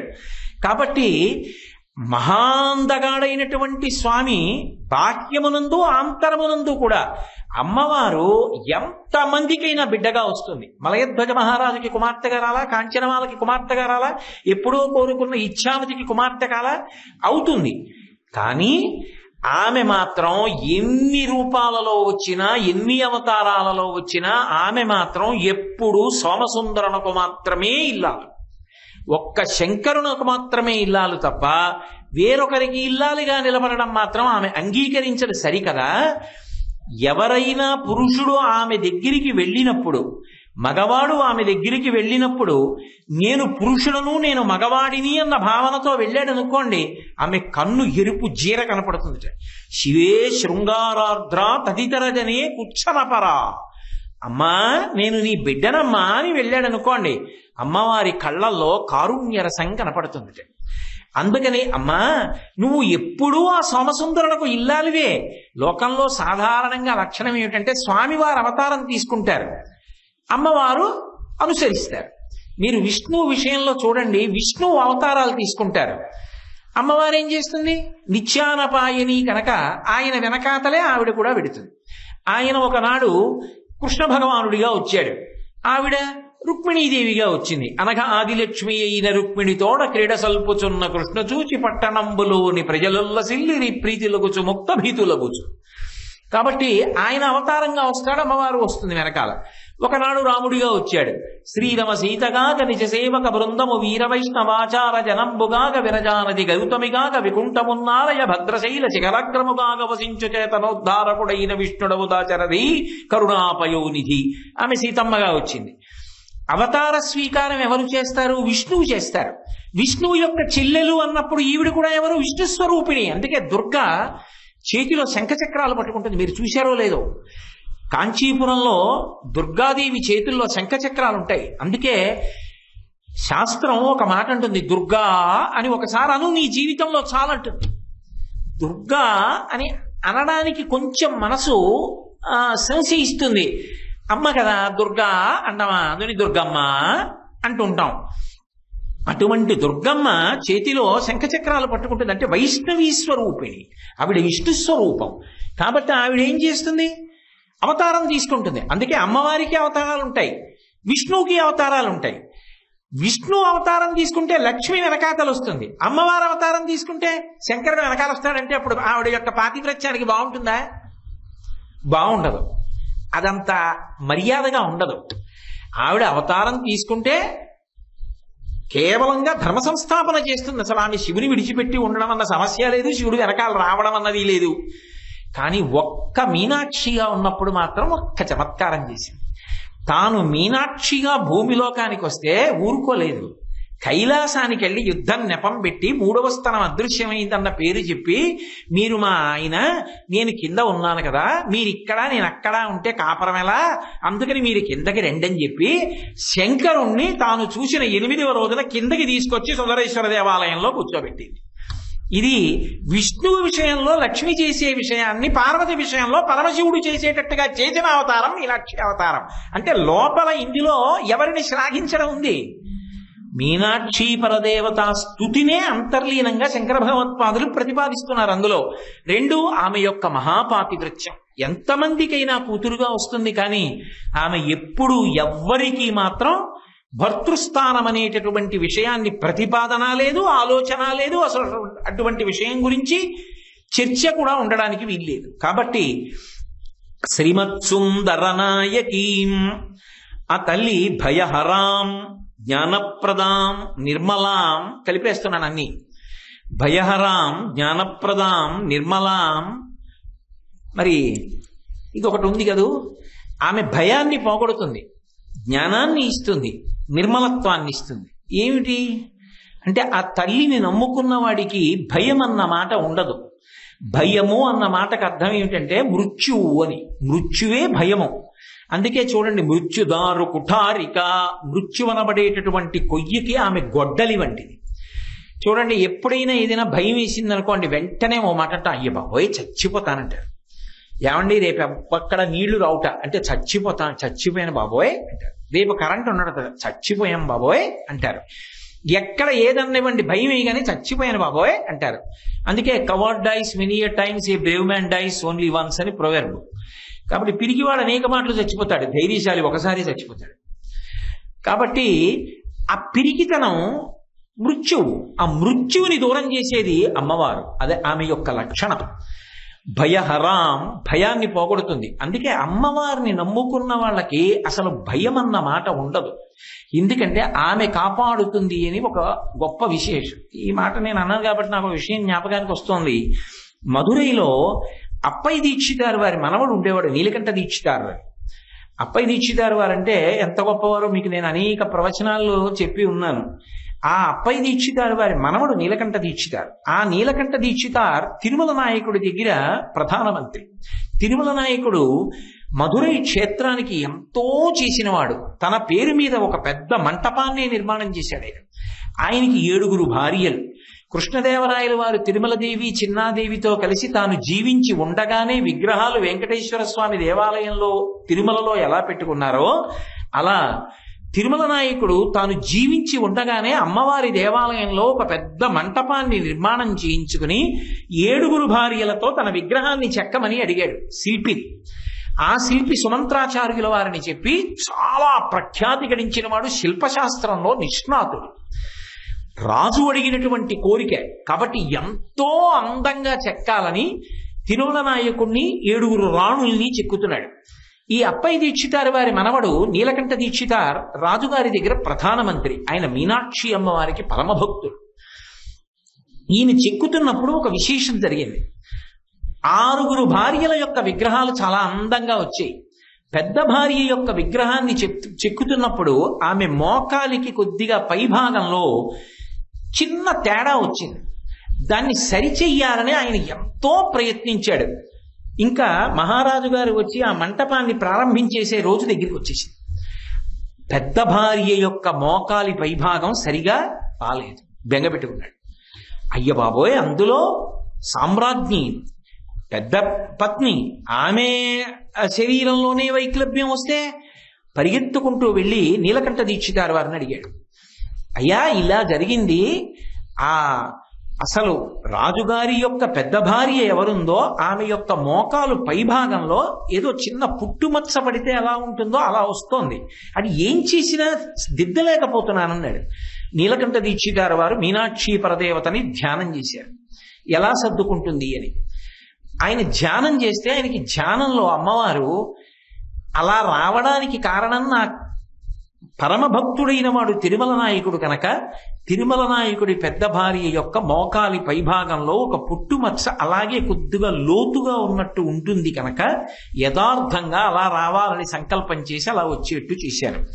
ఆమె మోకాలు పైన ఉంది అలా, కాబట్టి అది అలా ఉండని నువ్వెందుకు బెంగ పెట్టుకుంటావు అంది. ఆయన అన్నారు అది అలా ఉండని, రాణికి అలాగే ఉంది అన్నారు. ప్రధానమంత్రి చెప్పాడు కదా, వదిలేశారు. తిరుమల నాయకుడు వచ్చాడు ప్రారంభానికి. వచ్చి తన మూర్తిని చూసుకుని పెద్ద భార్య మూర్తి మిగిలిన 6 భార్యల మూర్తుల్ని పట్టి పట్టి చూశాడు. పెద్ద భార్య మోకాలు పైన ఓ పుట్టుమచ్చలా కొంచెం తేడాగా కనపడింది. రాజుకి కోపం వచ్చింది. ఇది ఎలా తెలిసింది శిల్పికి? సుమంత్రాచార్యుల వారిని పిలిపించమన్నాడు. రాజుల హృదయాలు అదోలా ఉంటాయి. వచ్చాడు. నా పెద్ద భార్య యొక్క మోకాలు పైభాగంలో ఇలా ఉందని నీకు ఎలా తెలుసు అని అడిగాడు. ఆయన హడిలిపోయాడు, పెద్ద ప్రశ్నే వేశాడు. ఇంక నేను దాని గురించి పెద్ద వివరణ ఎందుకంటే ఇంక దానికి వివరణ అక్కర్లేదు. అయ్యి బాబోయ్ చాలా పెద్ద ప్రశ్న, ఆయనకి చెమట పట్టి ఏం చెప్పాలో అర్థం కాక ఏ చిన్న తేడా వినపడినా తల తీసేస్తాడు. నాకు తెలియదండి, ప్రధానమంత్రి గారు అలా ఉంటుందన్నారు, అందుకే అలా చెక్కానన్నాడు. వెంటనే రాజు ప్రధానమంత్రిని తీసుకురండి అన్నాడు. ఎందుకు తీసుకురమ్మన్నాడు మీకు అర్థమైపోలా? అలా చూశాడు ప్రధానమంత్రి. అలా ఏ కళ్ళతో చూశాడో ఆ కళ్ళు పొడి చేయడానికి పిలిచాడు నీలకంఠ దీక్షితాల వాడు. ఆయన ఏ పాపం ఎరగడు. వెళ్ళేటప్పటికి నీలకంఠ దీక్షితుల వారు మీనాక్షి అమ్మవారిని పూజ చేస్తున్నారు. అకారణంగా అది ప్రధానమంత్రి పూజ చేసే సమయం అని తెలుసు. రాజభటులు వచ్చారు అని పూజా మందిరంలో కబురు వచ్చింది, తొందరగా తీసుకురమ్మంటున్నారు మిమ్మల్ని. వెంటనే ఆయన ఈ సమయంలో ఎందుకు వచ్చారని ధ్యానమగ్నుడయ్యారు. మీనాక్షి పరదేవత చెప్పింది, ఏ పాపం నువ్వు ఎరుగకపోయినా పెద్ద భార్య మోకాలి పైభాగంలో ఉన్నటువంటి దోషాన్ని నువ్వు కనిపెట్టి చెప్పావు కనుక నువ్వు అలా చూశావనుకుని నీ కళ్ళు పొడిపించడానికి పిలుస్తున్నాడు అని. వెంటనే ఆయన నీరాజనం ఇచ్చి అమ్మవారికి ఆ నీరాజనం అక్కడ పెట్టి ఆ వెలుగుతున్న కర్పూరాన్ని చేత్తో తీసి కళ్ళ గుడ్లకేసి నొక్కుకున్నారు. 2 కళ్ళు పోయిన తర్వాత ఆయన తడువుకుంటూ వీధిలోకి వచ్చి రాజభటుల వంక చూసి, మహారాజు నాకు ఏ శిక్ష వెయ్యాలనుకుంటున్నాడో ఆ దోషం రాజుగారికి ఎందుకు పట్టాలి? రాజు వృద్ధిలోకి రావడం కోసం ఆ శిక్ష నేనే వేసుకున్నానని రాజుకి చెప్పండి. నిర్భయంగా చెప్పాడు ఆ మాట. వెళ్ళి రాజుకి చెప్పారు. రాజుకి చెప్పగానే రాజుకి చాలా బాధ కలిగింది. మహానుభావుడు, అంతటి ఉపాసకుడు, ఎంత తప్పు చేశాను అని గబగబా బయలుదేరి నీలకంఠ దీక్షితారు వారి ఇంటికి వెళ్ళాడు. ఇంటికి వెళ్ళి నీలకంఠ దీక్షితుల వారి కాళ్ల మీద పడి, అయ్యా నన్ను క్షమించండి, ఏదో వ్యామోహంలో నా పెద్ద భార్య మోకాలి పైభాగంలో ఉన్న విషయం మీకు ఎలా తెలిసింది అన్న కారణంతో నేను కళ్ళు పొడిపించడానికే పిలిపించాను, కానీ ఆ శిక్ష మీరు అమలు చేసుకున్నారు, నా దోషాన్ని క్షమించండి అని కాళ్ల మీద పడ్డాడు. పడితే, రాజా అది అలా జరగవలసి ఉంది, దాని గురించి బెంగ పెట్టుకోకని అమ్మవారి మీద ఆనందసాగర స్తవము అని ఒక గ్రంథాన్ని రాశారు. శంకర భగవత్పాదులు చేసిన సౌందర్యలహరి ఆనందలహరి అని 2 కింద ఎలా విడిపోతుందో, నీలకంఠ దీక్షితుల వారు మీనాక్షి పరదేవత మీద చేసిన ఆనందసాగర స్తవం అలా 2గా విడిపోతుంది. మధ్య నుంచి ఆనందలహరి మొదలైన సౌందర్యలహరి మొదలైనట్టే అమ్మవారిని పైనుంచి కింద వరకు వర్ణించి మిగిలినవి మీనాక్షి పరదేవత వైభవాన్ని వర్ణించారు. ఆనందసాగర స్తవం పూర్తి చేస్తూ ఆయన ఒక మాట రాశారు. అమ్మా, ఒకవేళ నేను చేసిన ఈ ఆనందసాగర స్తవానికి సంతోషించి నువ్వు నీ 2 పాదములను చూడమని అనుగ్రహించినా చూడలేని కళ్ళు లేని కబోదినమ్మా అని పూర్తి చేశారు. ఆ మాట అనగానే అమ్మవారు కళ్ళు ఇచ్చి దర్శనమిచ్చింది. కళ్ళు వచ్చాయని తెలుసుకున్న మహారాజు పరుగున వచ్చాడు. వచ్చి నాది పొరపాటు అయిపోయింది, మీరు మళ్ళీ ప్రధానమంత్రిత్వాన్ని స్వీకరించండి అన్నాడు. మహారాజా, నాకు ఈ ప్రధానమంత్రిత్వము వద్దు, రాజాంతఃపుర సేవలు వద్దు, నేను వెళ్ళి అమ్మవారి స్తోత్రం చేసుకుంటూ అమ్మవారి ధ్యానం చేసుకుంటూ కాలం గడుపుతానని తదనంతర కాలంలో ఆయన వేరొక ప్రదేశానికి వెళ్ళిపోయి మీనాక్షి పరదేవత ధ్యానంలో తరించిపోయారు. కాబట్టి భయహరాం జ్ఞానప్రదాం నిర్మలాం ఆ తల్లి ఏమి ఇవ్వలేదు. ఆ తల్లి ఎప్పుడూ అందరినీ భయం నుంచి రక్షించి కాపాడుతూనే ఉంటుంది. అందుకే ఆవిడ పేరు మీనాక్షి. ఒక్కసారి ఆ తల్లి వైపు తిరిగి నమస్కరించామనుకోండి, తన చూపులతో ఈ లోకంలో ఎవరు ఎక్కడ ఉన్నా సరే కాపాడుకోగలిగినటువంటి ప్రజ్ఞ కలిగినటువంటి తల్లి. కాబట్టి భయహరాం, జ్ఞానప్రదాం, నిర్మలాం, ఆమె నిర్మలత్వాన్ని పొంది ఉంటుంది. ఆమె నిర్మలత్వాన్ని పొంది ఉండడం ఒకెత్తు, ఆ తల్లి పాండిత్యం ఇచ్చినా, ఏదైనా విభూతి ఇచ్చినా ఆ నిర్మలత్వాన్ని కూడా అవతల వారికి కూడా ఇవ్వడానికి ప్రయత్నిస్తుంది. తద్భిన్నంగా ప్రవర్తించాడనుకోండి, ఆ అహంకారం పోయేటట్టు చేసి కాపాడుతుంది. నేను ఇది చెప్తున్నప్పుడు నాకు ఒక విషయం జ్ఞాపకానికి వస్తుంది. మధురైలో కులీశ పాండ్యన్ అని ఒక రాజు పరిపాలిస్తుండేవాడు. ఆ కులీశ పాండ్యన్ పరిపాలిస్తున్నటువంటి కాలంలో ఇడైక్కడన్ అని ఒక గొప్ప విద్వాంసుడు ఉండేవాడు. ఆయన మంచి కవిత్వం చేశాడు.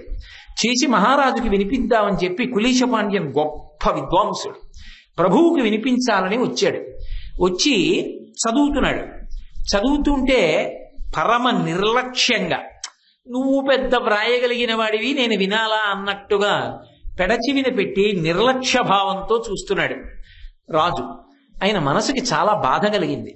అది భగవత్ సంబంధమైన స్తోత్రం. ఆయన పుస్తకం మూసి వెళ్ళిపోతున్నాడు.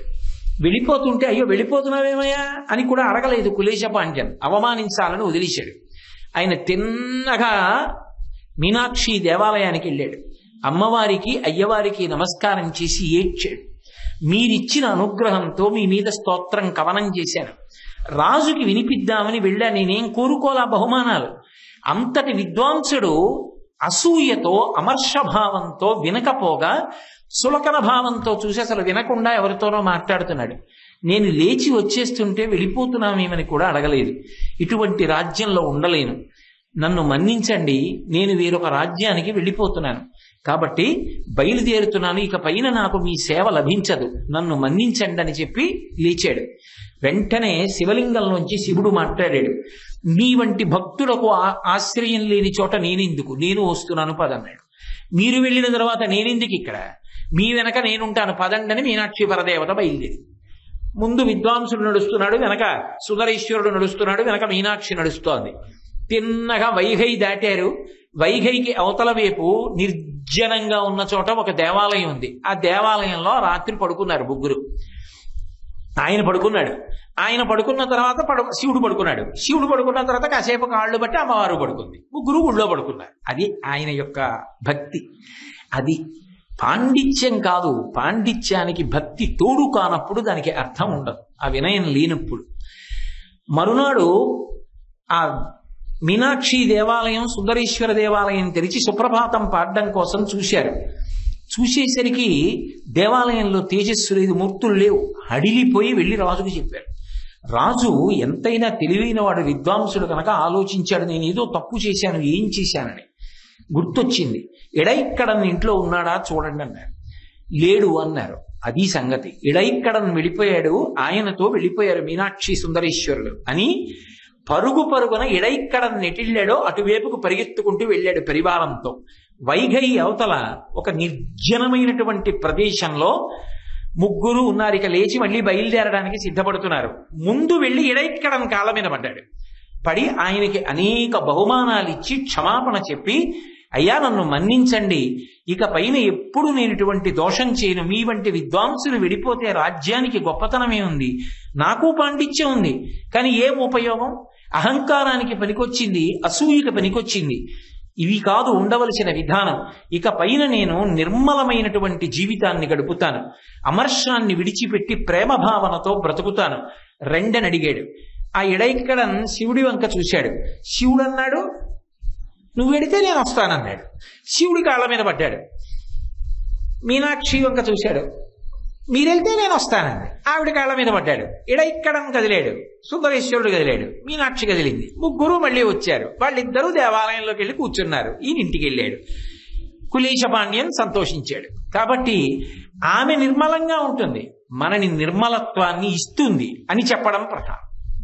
కాబట్టి ఆ తల్లి ఎంత గొప్పది అంటే భయహరాం జ్ఞానప్రదాం నిర్మలాం. ఆ జ్ఞానం ఏదో లౌకికమైన పాండిత్యం వరకే కాదు, ఇక మళ్ళీ పుట్టవలసినటువంటి అవసరం లేనటువంటి జ్ఞానాన్ని ఇచ్చి ఆ జ్ఞానమును అడ్డుపెట్టి జ్ఞానాద్దేవత కైవల్యం, దాని వలన కైవల్యం వరకు ఇవ్వగలిగినటువంటి తల్లి. కాబట్టి శ్రీమత్సుందరనాయకీం భయహరాం జ్ఞానప్రదాం నిర్మలాం శ్యామాభాం. నల్లటి కాంతితో ఉంటుంది. ఏమిటి ఆ నల్లటి కాంతి అంటే, యథార్థమునకు ఆ నల్లటి కాంతి అంటే ఏదో అమ్మవారు నల్లగా ఉంటుంది అని ప్రతిపాదించడం ఆయన ఉద్దేశ్యం కాదు. నలుపు అన్నప్పుడు మీరు జ్ఞాపకం తెచ్చుకోవలసిన విషయం ఒకటి ఉంటుంది. సాధారణంగా సత్వగుణాన్ని తెలుపుతో చెప్తారు, రజోగుణాన్ని ఎరుపుతో చెప్తారు, తమో గుణాన్ని నలుపుతో చెప్తారు. కానీ తమో గుణాన్ని నలుపుతో చెప్పిన అందులో పరమేశ్వరుడు చేసేటటువంటి మహోపకారం ఒకటి ఉంటుంది. అమ్మవారి మీద రాత్రి సూక్తం చెప్పరు, దేవి భాగవతంలో పొద్దున సప్తశతి పారాయణ చేసినప్పుడు రాత్రి సూక్తం చెప్తారు. అలాగే యాదేవి సర్వభూతేషు నిద్రారూపేణ సంస్థిత నమస్తస్యై నమస్తస్యై నమస్తస్యై నమో నమః. ఆ తల్లి ఎప్పుడు పడుకుంటారు? చీకటి పడ్డాక పడుకుంటారు, తమోగుణం. నిద్రపోవడం తమోగుణం. కానీ నిద్రాకాలిక సుఖాన్నిచ్చి తెల్లవారేటప్పటికీ ఇంద్రియములన్నిటికీ కూడా శక్తినిస్తుంది, అది సత్వగుణం. ఇప్పుడు అసలు ఆవిడ రాత్రి చీకట్లో నిద్రపోతున్నప్పుడు ఆ నిద్రలో ఆ ఉత్సాహాన్ని ఇవ్వకపోతే తెల్లవారు లేచి వాడు అనుష్ఠానం ఏం చేస్తాడు? ఉత్సాహంగా ధార్మికంగా ఎలా బ్రతుకుతాడు? కాబట్టి ఆ నలుపు కాంతి అన్న మాటలో అర్థం ఏమిటంటే, సమస్త ప్రాణులకు నిద్రాకాలిక సుఖాన్నిచ్చి కాపాడేటటువంటి తల్లివి అన్నది తత్వార్థం. రెండు, ఆ తల్లి ఏం చేస్తుంది అంటే జ్ఞానప్రదాం, జ్ఞానాన్ని ఇస్తుంది. ఒకసారి జ్ఞానం ఇచ్చింది అనుకోండి, వెంటనే ఈ సమస్త లోకము పట్ల భోగభాగ్యముల పట్ల వైముఖ్యం కలిగి ఏ ఉత్సాహం లేని వాళ్ళ ఎప్పుడు ఒంటరిగా ఒక్కడు కూర్చుని తనలో తాను పరమాత్మ యందు రమిస్తూ ఉంటాడు. అదిగో ఆ స్థితికి చేర్చి జ్ఞానిగా నిలబెట్టి కైవల్యాన్ని ఇస్తుంది. తమోగుణం సంహార ప్రక్రియ. ఎన్నో జన్మలు ఎత్తి ఎత్తి ఎత్తి ఎత్తి ఎత్తి అలిసిపోయినటువంటి జీవులందరికీ కూడా శాంతినివ్వాలి. ఎన్నాళ్ళని పుట్టి చచ్చి ఎన్ని జన్మలు ఎత్తుతాడు? అందుకని పరమశివుడి చేత మహాసంహారం చేయించి ప్రళయకాలంలో ఆయనలోకి కలిపేసి జీవులందరూ కొంతకాలం విశ్రాంతి తీసుకునేటట్టు చేస్తుంది మహాప్రళయ సాక్షిణి. ఇప్పుడు ఆ నలుపు కాంతి అన్న మాట చేత 3 మహోపకారములను చేసేటటువంటి తల్లి అని ప్రతిపాదించడం శంకర భగవత్పాదుల యొక్క ఉద్దేశం. కాబట్టి శ్యామాభాం కమలాసనార్చిత పదాం. కమలాసనం కలిగినటువంటి వాడు బ్రహ్మగారు. బ్రహ్మగారి చేత నిరంతరము అర్చింపబడేటటువంటి పాదమండలము కలిగినటువంటి తల్లి. ప్రతిరోజు కూడా బ్రహ్మగారు ఏమిటి, ఆవిడికి నమస్కారం చెయ్యనటువంటి వాళ్ళెవరు? శృతి సీమంత సింధూరీకృత పాదాబ్జధూళిక. వేదమాత వెళ్ళి ప్రతిరోజు ఉదయం ఆ తల్లి పాదములకు తన తల తాటించి నమస్కరిస్తే వేదమాత యొక్క పాపట ప్రారంభ స్థానంలో ఉండేటటువంటి సింధూరం కదిలి కొన్ని రేణువులు అమ్మవారి పాదముల మీద పడతాయిట. వేదమాత యొక్క పాపటలో ఉండేటటువంటి సింధూర రేణువుల చేత అలంకరింపబడినటువంటి పాదయుగడి కలిగినటువంటి తల్లి సృష్టి చెయ్యడానికి కావలసినటువంటి సమస్త శక్తిని బ్రహ్మగారు ఎక్కడి నుంచి పొందుతున్నాడు అంటే, అమ్మవారి పాద రేణువుని తలపైన ధరించి అని శంకర భగవత్పాదులు సౌందర్యలహరిలో ప్రతిపాదన చేశారు. కాబట్టి కమలాసనార్చిత పదాం నారాయణస్యానుజాం. ఆమె నారాయణునకు చెల్లెలు. అవతారంలో కూడా, ఇద్దరి ప్రతిజ్ఞలలో కూడా, లోక సంరక్షణమునందు, ధర్మ పరిపాలనమునందు విష్ణువు ఏం చేస్తారో స్త్రీ స్వరూపంతో ఆమె అదే చేస్తుంది. ఇన్ని రూపాలు ఉండడానికి వీల్లేదు. విష్ణువు స్త్రీ రూపాన్ని పొందారనుకోండి, వైష్ణవి, దుర్గమ్మ, లలిత, కామేశ్వరి, కామాక్షి, మీనాక్షి ఈ రూపాలు పొందుతుంది. పుంస్వరూపాన్ని పొందింది అనుకోండి, నారాయణ స్వరూపాన్ని పొంది అవతారాలుగా మారుతుంది. కాబట్టే విష్ణువు అలంకార ప్రియుడు, అమ్మవారు అలంకార ప్రియురాలు. ఆయన అవతారం తీసుకుని ధర్మ పరిపాలన చేస్తాడు, ఈవిడ అవతారం తీసుకుని ధర్మ పరిపాలన చేస్తుంది. ఆయన అవతారం తీసుకుని రాక్షస సంహారం చేస్తాడు, ఈవిడ అవతారం తీసుకుని రాక్షస సంహారం చేస్తుంది. నారాయణ స్యానుజాం. ఆయన కృష్ణుడిగా మొట్టమొదట నందయశోదల దగ్గర పుడితే వచ్చి దేవకీ వసుదేవుల దగ్గర పుట్టి నందయశోదల దగ్గరికి వెడతాడు. ఆవిడ నందయశోదలకు పుట్టి దేవకీ వసుదేవుల దగ్గరికి వస్తుంది. అంటే ఇద్దరూ ఒక తల్లిదండ్రుల దగ్గరికి పుట్టి ఒక తల్లిదండ్రుల దగ్గరికే మార్చుకుంటారు. కాబట్టి అన్నా చెల్లెళ్ళుగా అక్కడ కృష్ణుడు యోగమాయ అన్న పేర్లతో వచ్చారు. ఎప్పుడూ వాళ్ళిద్దరి మధ్య ఉండేటటువంటి అనుబంధం అన్నా చెల్లెళ్ళ అనుబంధం ఉంటుంది. అందుకే సత్వగుణం అంత తెలుపు చేత చెప్పబడి అన్నా చెల్లెళ్ళు అవుతారు. పరమశివుడు తెలుపు, సరస్వతి తెలుపు. శంకరుడికి చెల్లెలు సరస్వతీదేవి. నలుపు తమోగుణంగా చెప్తారు. తమోగుణమని చెప్పినా అది స్థితికార శక్తి, లోకములను రక్షించగలిగిన శక్తి. అందుకే శ్యామాభాం అంటారు శంకరాచార్యుల వారు. ఆ నలుపులో ఆమె లోక సంరక్షణాన్ని చేస్తూ ఉంటుంది. విష్ణువు నల్లగా ఉంటారు, ధర్మ పరిపాలన చేసి లోకములను కాపాడుతూ ఉంటారు.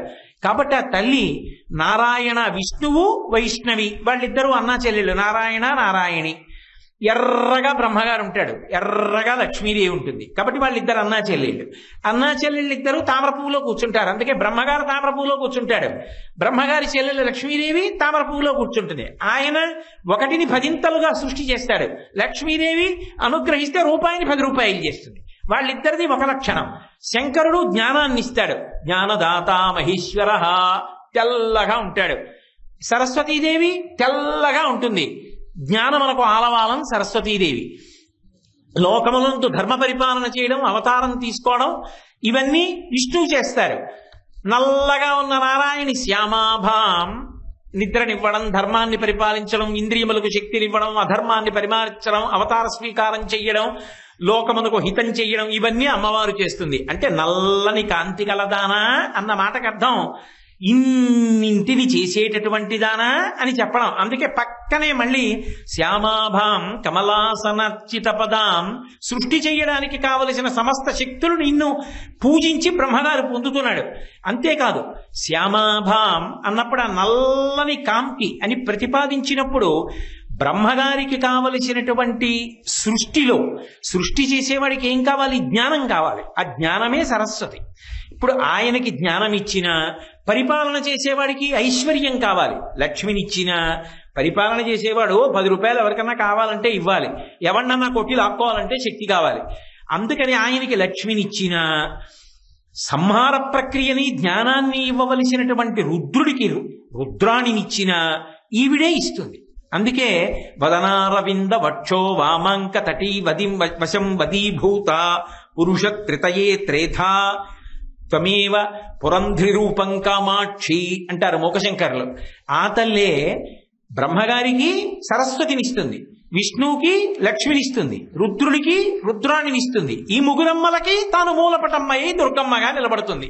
అందుకే అమ్మలగన్నయమ్మ ముగురమ్మల మూలపటమ్మ చాలా పెద్దమ్మ సురారులమ్మ కడుపారడి బుచ్చినయమ్మ తన్ను లోనమ్మిన వెల్పుటమ్మల మనంబున ఉండెడి అమ్మ దుర్గమాయమ్మ కృపాబ్ధినిచ్యుత మహత్వ కవిత్వ పటుత్వ సంపదల్లని పోతన గారు మొట్టమొదట్లోనే ప్రార్థన చేయడానికి కారణం అది. కాబట్టి శ్యామాభాం కమలాసనర్చిత పదాం నారాయణ శ్యానుజాం, నారాయణునికి చెల్లెలుగా వచ్చేటటువంటి లక్షణం ఉన్నదానా. వీణా వేణు మృదంగ వాద్య రసికాం, వీణానాదానికి వేణునాదానికి మృదంగ వాద్యానికి ఆవిడ ఎంతో సంతోషిస్తుంది. భారతదేశంలో శాస్త్రీయంగా ఆ సంగీతము అనబడేటటువంటి, సంగీతము అన్నదానికి శాస్త్రీయమైనటువంటి అర్థం, తత్వార్థంగా ఏం చెప్తారు అంటే, శబ్దముల యొక్క ప్రకంపనలు ఒక రీతిగా గాంధర్వ వేదాన్ని అనుసరించి వచ్చి మనసుకి శాంతినిచ్చేవి ఏవి అయి ఉంటాయో దానికి సంగీతం అని పేరు. ఆ సంగీతం నోటితో పాడడం ఒకెత్తైతే కొన్ని పరికరాలు ఉంటాయి, అవి ప్రధాన పాత్ర పోషిస్తాయి. అలా ప్రధాన పాత్ర పోషించేటటువంటి వాటిలో కొన్ని తంత్రీవాద్యములు అంటారు. తంత్రీవాద్యములన్నిటిలోకి ఉత్కృష్టమైనది అంటే తీగ పెనగి మోగేదేది అంటే వీణ. అందుకే మీరు చూడండి, సనాతన ధర్మంలో దేవతలందరి దగ్గర కూడా ఉత్కృష్టమైన రూపాలన్నీ వీణ పట్టుకుంటాయి. మీరు అమ్మవారిని చూడండి, అమ్మవారు మాణిక్య వీణ పట్టుకుంటుంది. దుర్గాస్వరూపంగా ఉంటే లలితాస్వరూపంగా రాజశ్యామల అంటారు. శ్యామాభాం అన్నారు కదా, అందుకని కిందకు వచ్చేటప్పటికి వెంటనే వీణా వేణు మృదంగ వాద్య రసికాం అంటారు. శ్యామల నల్లగా ఉంటుంది. ఆ శ్యామాభాం రాజశ్యామల మంత్రిణీ స్వరూపం, బుద్ధినిస్తుంది. ఆవిడ చేతిలో వీణ పట్టు కూర్చుంటారు. మీరు ఇప్పటికీ కంచి కామాక్షి అమ్మవారి దేవాలయానికి వెడితే రాజశ్యామల అక్కడే ఉండేది ఒకప్పుడు బంగారు కామాక్షి. చంద్రశేఖరేంద్ర సరస్వతి మహాస్వామి వారు తర్వాత సువర్ణ శ్రీచక్రం వేయించారు అమ్మవారు తంజావూరు వెళ్ళిపోతే. కాబట్టి అదిగో ఆ తల్లి ఆ వీణ అంటే తంత్రీవాద్యం, అది పట్టు కూర్చుని ఉంటుంది, మాణిక్య వీణ మోగిస్తుంది.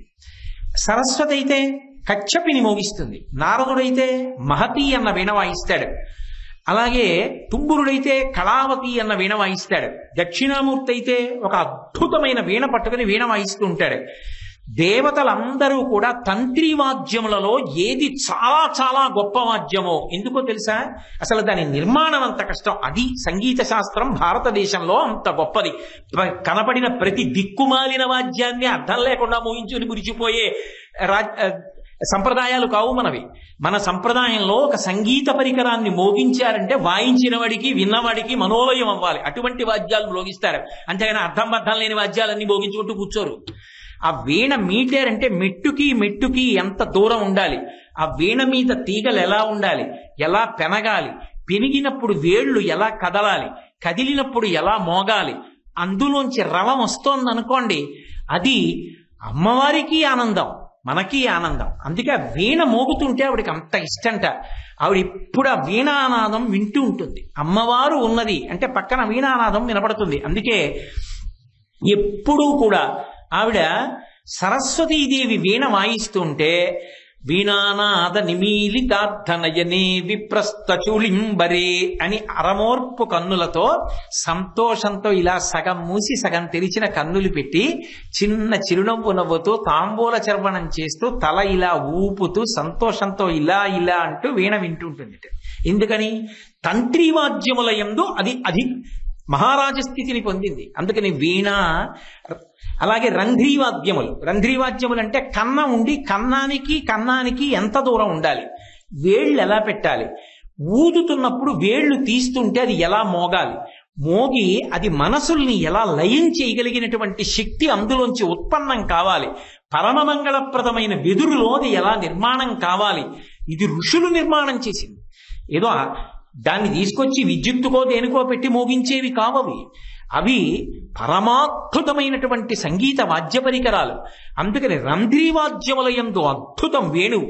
అందుకే స్త్రీ స్వరూపంగా ఉంటే రాజశ్యామల, అదే పురుష స్వరూపంగా ఉంటే శ్యామకృష్ణ సహోదరి అంటారు. నల్లగా కృష్ణుడిగా ఉంటాడు. కృష్ణుడిగా ఉంటే అమ్మవారు వేణువు పట్టుకుంటుంది. ఇందాకనే అన్నగా పురుష స్వరూపంగా ఉంటే విష్ణువు అని వేణువు పట్టుకుంటాడు. అందుకని రంధ్రీవాద్యముల యందు పతాక స్థాయి వేణువు. ఇక మూడవది మృదంగ, అది చర్మవాద్యం. ప్రత్యేకంగా జంతువు యొక్క చర్మాన్ని తీసి మృదంగం చేస్తారు. ఆ మృదంగం వాయించేటప్పుడు దాన్ని అసలు పట్టుకోవడం, కదిలిపోకుండా నిలబెట్టడం, అది కుడి చేతి వైపు ఒక రకమైన చర్మం వాడాలి, ఎడం వైపు ఒక రకమైన చర్మం వాడాలి. కుడి చేతి వైపు మోగిస్తే ఒక ధ్వని రావాలి, ఎడం చేతి వైపు మోగిస్తే ఒక ధ్వని రావాలి. ఈ చేతి చివరి భాగం తగులుతున్నప్పుడు ఒక ధ్వని రావాలి. అది ఎప్పుడు ఎలా మోగించాలి, వేళ్లు ఎలా కదలాలి. సాధారణంగా మృదంగం కదలకుండా మోకాలు కింద పెట్టి వాయిస్తారు. చిన్న పిల్ల, గట్టిగా 25 ఏళ్లు కూడా ఉండవు. మొన్న చెన్నైలో నేను ప్రవచనాలకు వెడితే అక్కడ ఒక మహావిద్వాంసుడు వీణావాద్యం చేస్తుంటే పండితులు వేదం పాడుతుంటే ఆయన వేదానికి అనుగుణంగా వీణ వాయించాడు. ఆయన వీణ వాయిస్తుంటే ఆ పిల్ల 25 ఏళ్లు లేవు, ఆ పిల్ల మృదంగం వాయించి కాలు పెట్టకుండా కింద పెట్టి ఆ పిల్ల నవ్వుతూ మృదంగం వాయిస్తుంటే నేను గోపాలకృష్ణ గారు మురిసిపోయాం. కాబట్టి అది చర్మవాద్యం. ఆ చర్మంతో ఆ తగిలితే, చేతులు తగిలితే అందులోంచి శబ్దం వస్తుంది. అటువంటి మృదంగం ఒక్కొక్క దానికి అద్భుతమైనటువంటి వాద్య పరికరాలు. ఇందులో ఒక విశేషం ఉంది. ఇవి పలుకుతున్నాయి అనుకోండి, దీనికి నాట్యం కలుస్తుంది. శంకరుడు నటరాజుగా ఉన్నాడు అనుకోండి, నటరాజుగా ఉంటే నందీశ్వరుణ్ణి మృదంగం వాయించద్దంటారు. ఎందుకో తెలుసా? నందీశ్వరుడికి ఓ లక్షణం ఉంది. తన ప్రభువు ఏదైనా చేస్తున్నాడు అనుకోండి, అద్భుతమైన స్థాయికి వెళ్ళిపోతే తను చేస్తున్న పని మరిచిపోయి ఆనంద భాష్పాలు రాలుస్తూ అలా ఉంటాడు. అందుకని నందీశ్వరుడు రోజు మృదంగం పట్టుకుని ఎడతాడు నటరాజ సభకి. కానీ విష్ణు అంటారట, నువ్వొద్దు, నువ్వు మీ స్వామి తాండవం మొదలు పెట్టగానే ఒక స్థాయికి వెళ్ళేటప్పటికి ఆనంద భాష్పాలతో చేతులు అలా వదిలేసి చూస్తావు, అందుకని నాకు ఇచ్చి అని మృదంగ వాద్యవహత అని శంకరాచార్యులు వారి శివానంద లహరిలో ప్రతిపాదించారు. విష్ణువు మృదంగాన్ని వాయిస్తాడు.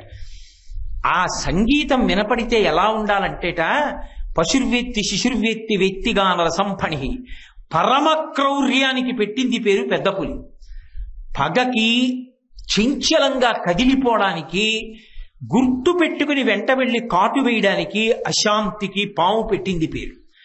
పాము తల కలిగినటువంటి పతంజలి, పాము శరీరం కలిగి మనుష్య తల కలిగినటువంటి పతంజలి, పెద్ద పులి కాళ్ళు కలిగి మనుష్య శరీరం కలిగిన వ్యాఘ్రపాదుడు కూడా ఈ వాద్యముల యొక్క సంగీతం వినపడుతుంటే, నటరాజు తాండవం చేస్తుంటే తమ క్రౌర్యాన్ని మర్చిపోయి అలా ఉండిపోతారు. అంటే ఆ వాద్య పరికరములు మోగుతుంటేట అమ్మవారికి మీరు ఏదైనా ఉపచారం చేశారనుకోండి, ఆ ఉపచార సమయంలో అమ్మవారు పరవశించిపోతుంది. అందుకు శంకరాచార్యులు వారు ఉపచారం చెప్పింది. సువాసిని చేతిలో ప్రమిద పట్టుకుని దీపం వెలిగించి అందులో చిల్లు లేని ముత్యం పెట్టి అమ్మవారి ముందు వీణ వేణువు మృదంగం మోగుతుండగా ప్రదక్షిణం చేసి ఈ దీపాన్ని ఇస్తాను అమ్మవారికి హారతి ఇవ్వడానికి అని చెప్పి అడుగు తీసి అడుగు వేస్తుంటే అలా ఏ సువాసిని నడిచిందో ఆ సువాసినికి ఒక్కొక్క అడుగుకి ఒక్కొక్క అశ్వమేధయాగ ఫలితం ఇస్తుంది అమ్మవారు. అది ఆ వాద్యములకు ఉన్నటువంటి గొప్పతనం. అందుకే మధురైలో జరిగేటటువంటి ఉత్సవాల్లో ఒక విశేషం ఉంది. ప్రత్యేకంగా ఆ అమ్మవారికి సంబంధించినటువంటి వాద్య విశేషాల్ని అంత అద్భుతంగా వినిపిస్తారు. అసలు నాదస్వరం నడుస్తుంది. అమ్మవారి కళ్యాణం జరిగే రోజుల్లో పరవశించిపోతారు. అలా వాయిస్తాయి నాద బృందాలు వచ్చి చొక్కాలు బనీన్లు విప్పేసి వాళ్ళ పతకాలు సింహతలాటాలు వేసుకుని వాళ్ళ మృదంగం వాళ్ళ నాదస్వరం వాయిస్తుంటే, ఆ మృదంగం వాయిస్తుంటే చూసి తీరాలి. మధురైలో జరిగేటటువంటి సంగీత సేవ అమ్మవారు అలా అందుకుంటుంది. ఎందుకంటే ఆవిడ సంగీత స్వరూపిణి. కాళిదాస మహాకవి మీనాక్షి పరదేవతనే స్తోత్రం చేశాడు. అందుకే ఆవిడ కనపడగానే ఆవిడ గురించి చెప్తూ ఒక మాట అంటాడు. అమ్మా, నువ్వు మాతా మరకతశ్యామ మాతంగి మదచాలిని కుర్యాత్కటాక్షం కళ్యాణి కదంబవనవాసిని అంటాడు. మాతా మరకతశ్యామ, మరకత వర్ణంలో ఉండి ఆమె సంగీతమునందు ప్రవీణురాలై ఉంటుంది. ప్రవీణురాలేమిటి, ఆవిడే సంగీతం. ఆవిడికి సంగీతమునందు అంత అనురక్తి. కాబట్టి వీణా వేణు మృదంగ వాద్య రసికాం, అంత గొప్ప తల్లి నానా విధాడంబికాం. ఆమె అనేకమైనటువంటి ఉత్సవాలు పొందుతుంది. అసలు ఆమె పట్ల సంతోషంతో ఇలా వినడం, తలెత్తి చూడడం కూడా ఉత్సవమే. అందుకే మధురైకి సంబంధించినంత వరకు ఒక విశేషం ఉంది. శంకరాచార్యులు వారు మీనాక్షి పంచరత్నం కథ చేస్తున్నారు.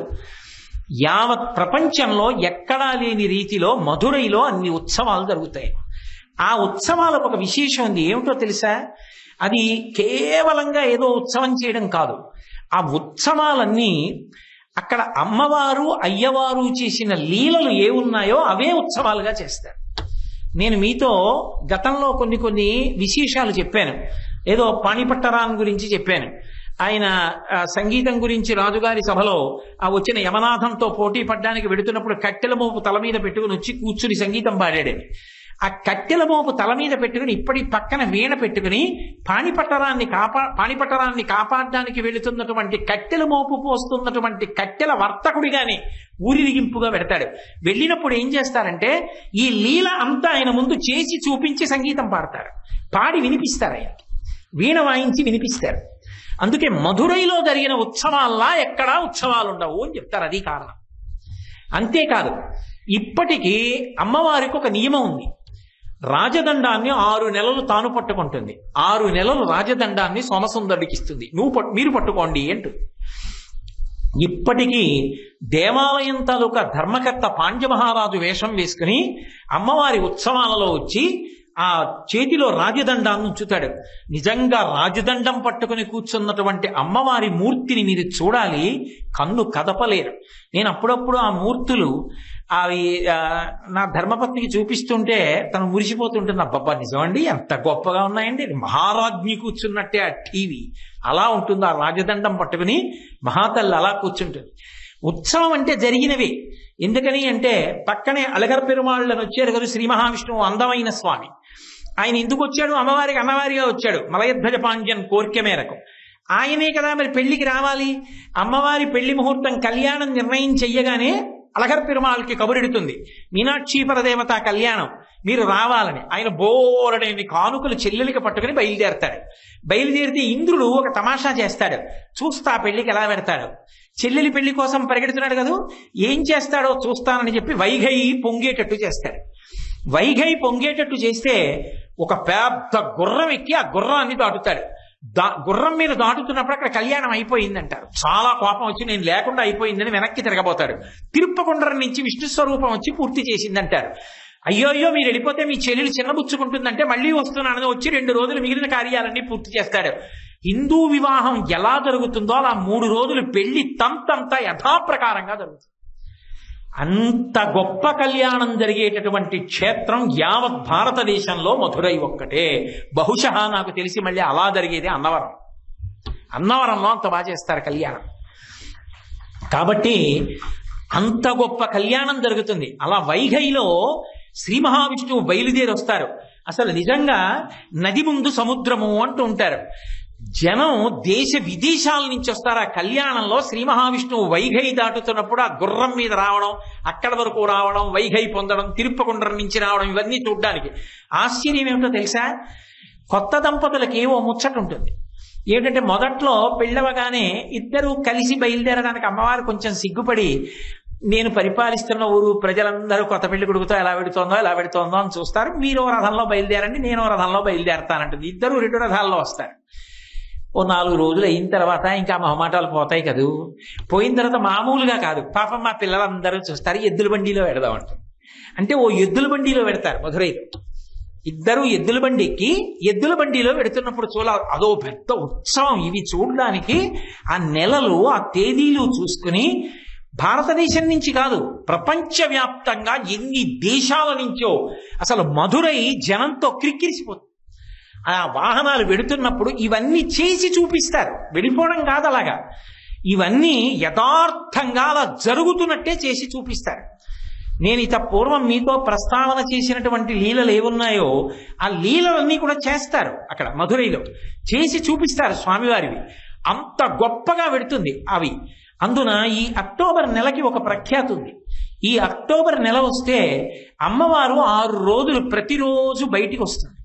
బయటికి వచ్చి ప్రదక్షిణంగా తిరుగుతుంది దేవాలయాన్ని. మీనాక్షి అమ్మవారికి చాలా ఇష్టమైంది ఏమిటో తెలుసా? సువాసినులు కోలాటం ఆడితే ఆవిడికి చాలా ఇష్టం. అందుకే అమ్మవారు వెడుతోంది అంటే 6 రోజులు ప్రత్యేకం కోలాటం ఆడతారు.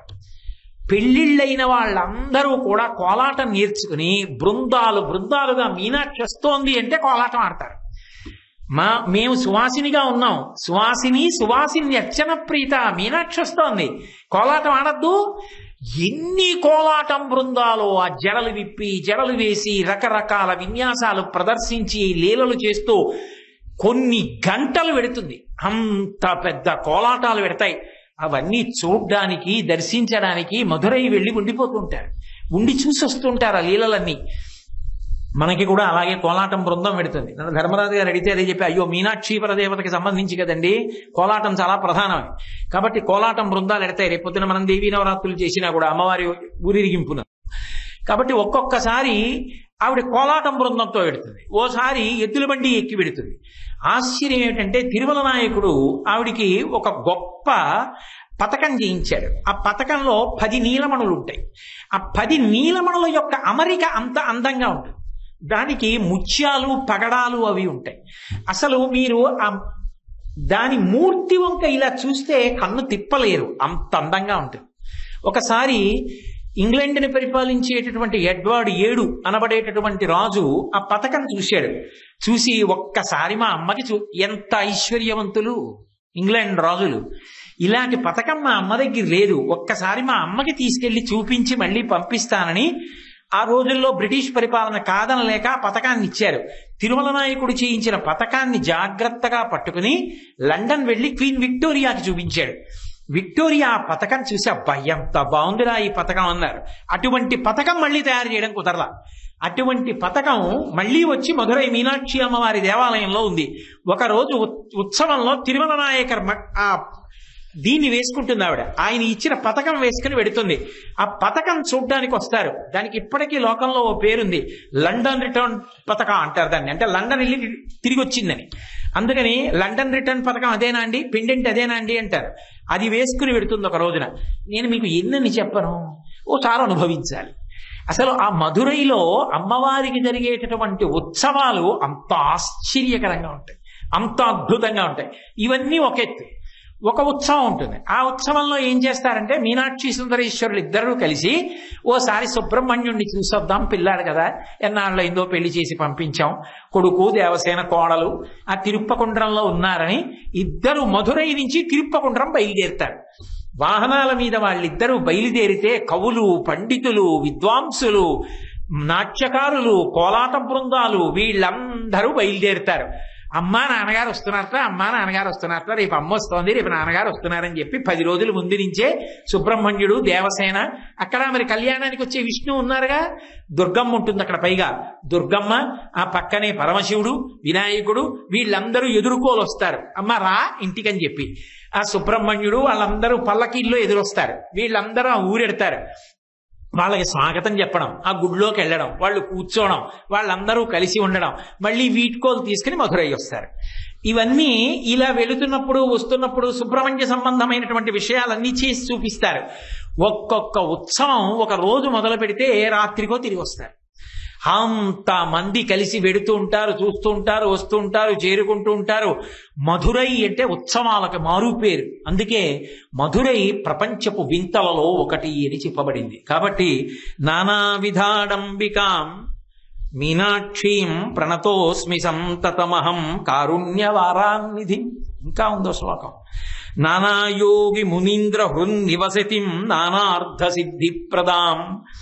నానాయోగి మునీంద్ర హృన్నివసతిం, ఆ తల్లి యా యోగి బృంద హృదయంబుజరాజహంసి మందస్మితస్తుతముఖీ మధుకైట భగ్ని విఘ్నాంధకార పటభేద పటీయ సైసామూర్తి కరోతు కుతికం భ్రమరాంబికాయాః కస్తూరీ తిలకంచితేందు విలసత్రోద్భాసి పాలస్థలీం కర్పూరద్రవమిశ్రచూర్ణ కపురామోదోల్లసద్వీటికాం లోలాపంగ తరంగ తైరితి కృపాసారైర్నతానందినీం శ్రీశైలస్థలవాసినీం భగవతీం శ్రీమాతరం భావయే. శంకర భగవత్పాదులే భ్రమరాంబాష్టకంలో. కాబట్టి ఆ తల్లి యోగుల యొక్క మనస్సులలో నివాసం చేస్తూ ఉంటుంది. ఎప్పుడు యోగుల యొక్క మనస్సులలో ఉంటుంది. అందుకే ఎక్కడా లేనటువంటి రీతిలో ఒక్క మధురైకి మాత్రం ఒక పేరుంది. ఇది ఒకసారి ఒక విచిత్రం జరిగింది. కంచికామకోటి పీఠాధిపత్యం వహించినటువంటి మహాపురుషులు చంద్రశేఖరేంద్ర సరస్వతి స్వామి వారు రామేశ్వరంలో ఉన్నారు. రామేశ్వరంలో ఉండి ఆయన శంకరాచార్యుల వారికి పూజ చేస్తున్నారు. ఒక మహావిద్వాంసుడు ఒక ఆయన దగ్గరికి వచ్చి ఏదో మాట్లాడి వెళ్ళిపోతూ అక్కడ ఉన్న ఇంకొక సంస్కృత పండితుడితో అన్నాడు, ద్వాదశాంత స్థానానికి వెళుతున్నాను అని వెళ్ళిపోయాడు. చటుక్కన తల తిప్పారు మహాస్వామి. ఇతన్ని పిలిచారు. ఎక్కడికి వెళుతున్నానన్నాడు అన్నారు. ద్వాదశాంత స్థానమునకు వెళుతున్నాను అన్నారు. అంటే ఏమిటి అన్నారు. మహాస్వామికి తెలియని విషయం ఉంటుందా? అంటే ఏమిటి అన్నారు. అంటే ఈయన ఒకసారి తలగొక్కుని అన్నాడు, జ్యోతిర్లింగాలు ఉన్నాయి కదా, రామేశ్వరంలో జ్యోతిర్లింగాల్ని ప్రతిష్ఠించారు కదా, జ్యోతిర్లింగాల్ని చూడడానికి వెళుతున్నాడు, 12 జ్యోతిర్లింగాలు ఉన్నాయి కాబట్టి అన్నారు. అంటే మహాస్వామి అన్నారు, కాదు, అతను మధురై వెళుతున్నాడు, అడిగిరా అన్నారు. ఈయన పరిగెత్తుకుంటూ వెళ్ళాడు. అప్పటికే ఆయన చాలా దూరం వెళ్ళి అయ్యా మీరు ద్వాదశాంత స్థానానికి వెళుతున్నానన్నారు, మధురయ్యా అన్నారు. అవును అన్నారు. ఎవరు చెప్పారు ఈ పేరు అన్నారు. పిరియవా, ఇంకెవరు, మహానుభావుడు కంచికామకోటి పరమాచార్య స్వామి. నేల మీద పడి నమస్కారం చేసి ఆయన వెళ్ళిపోయాడు.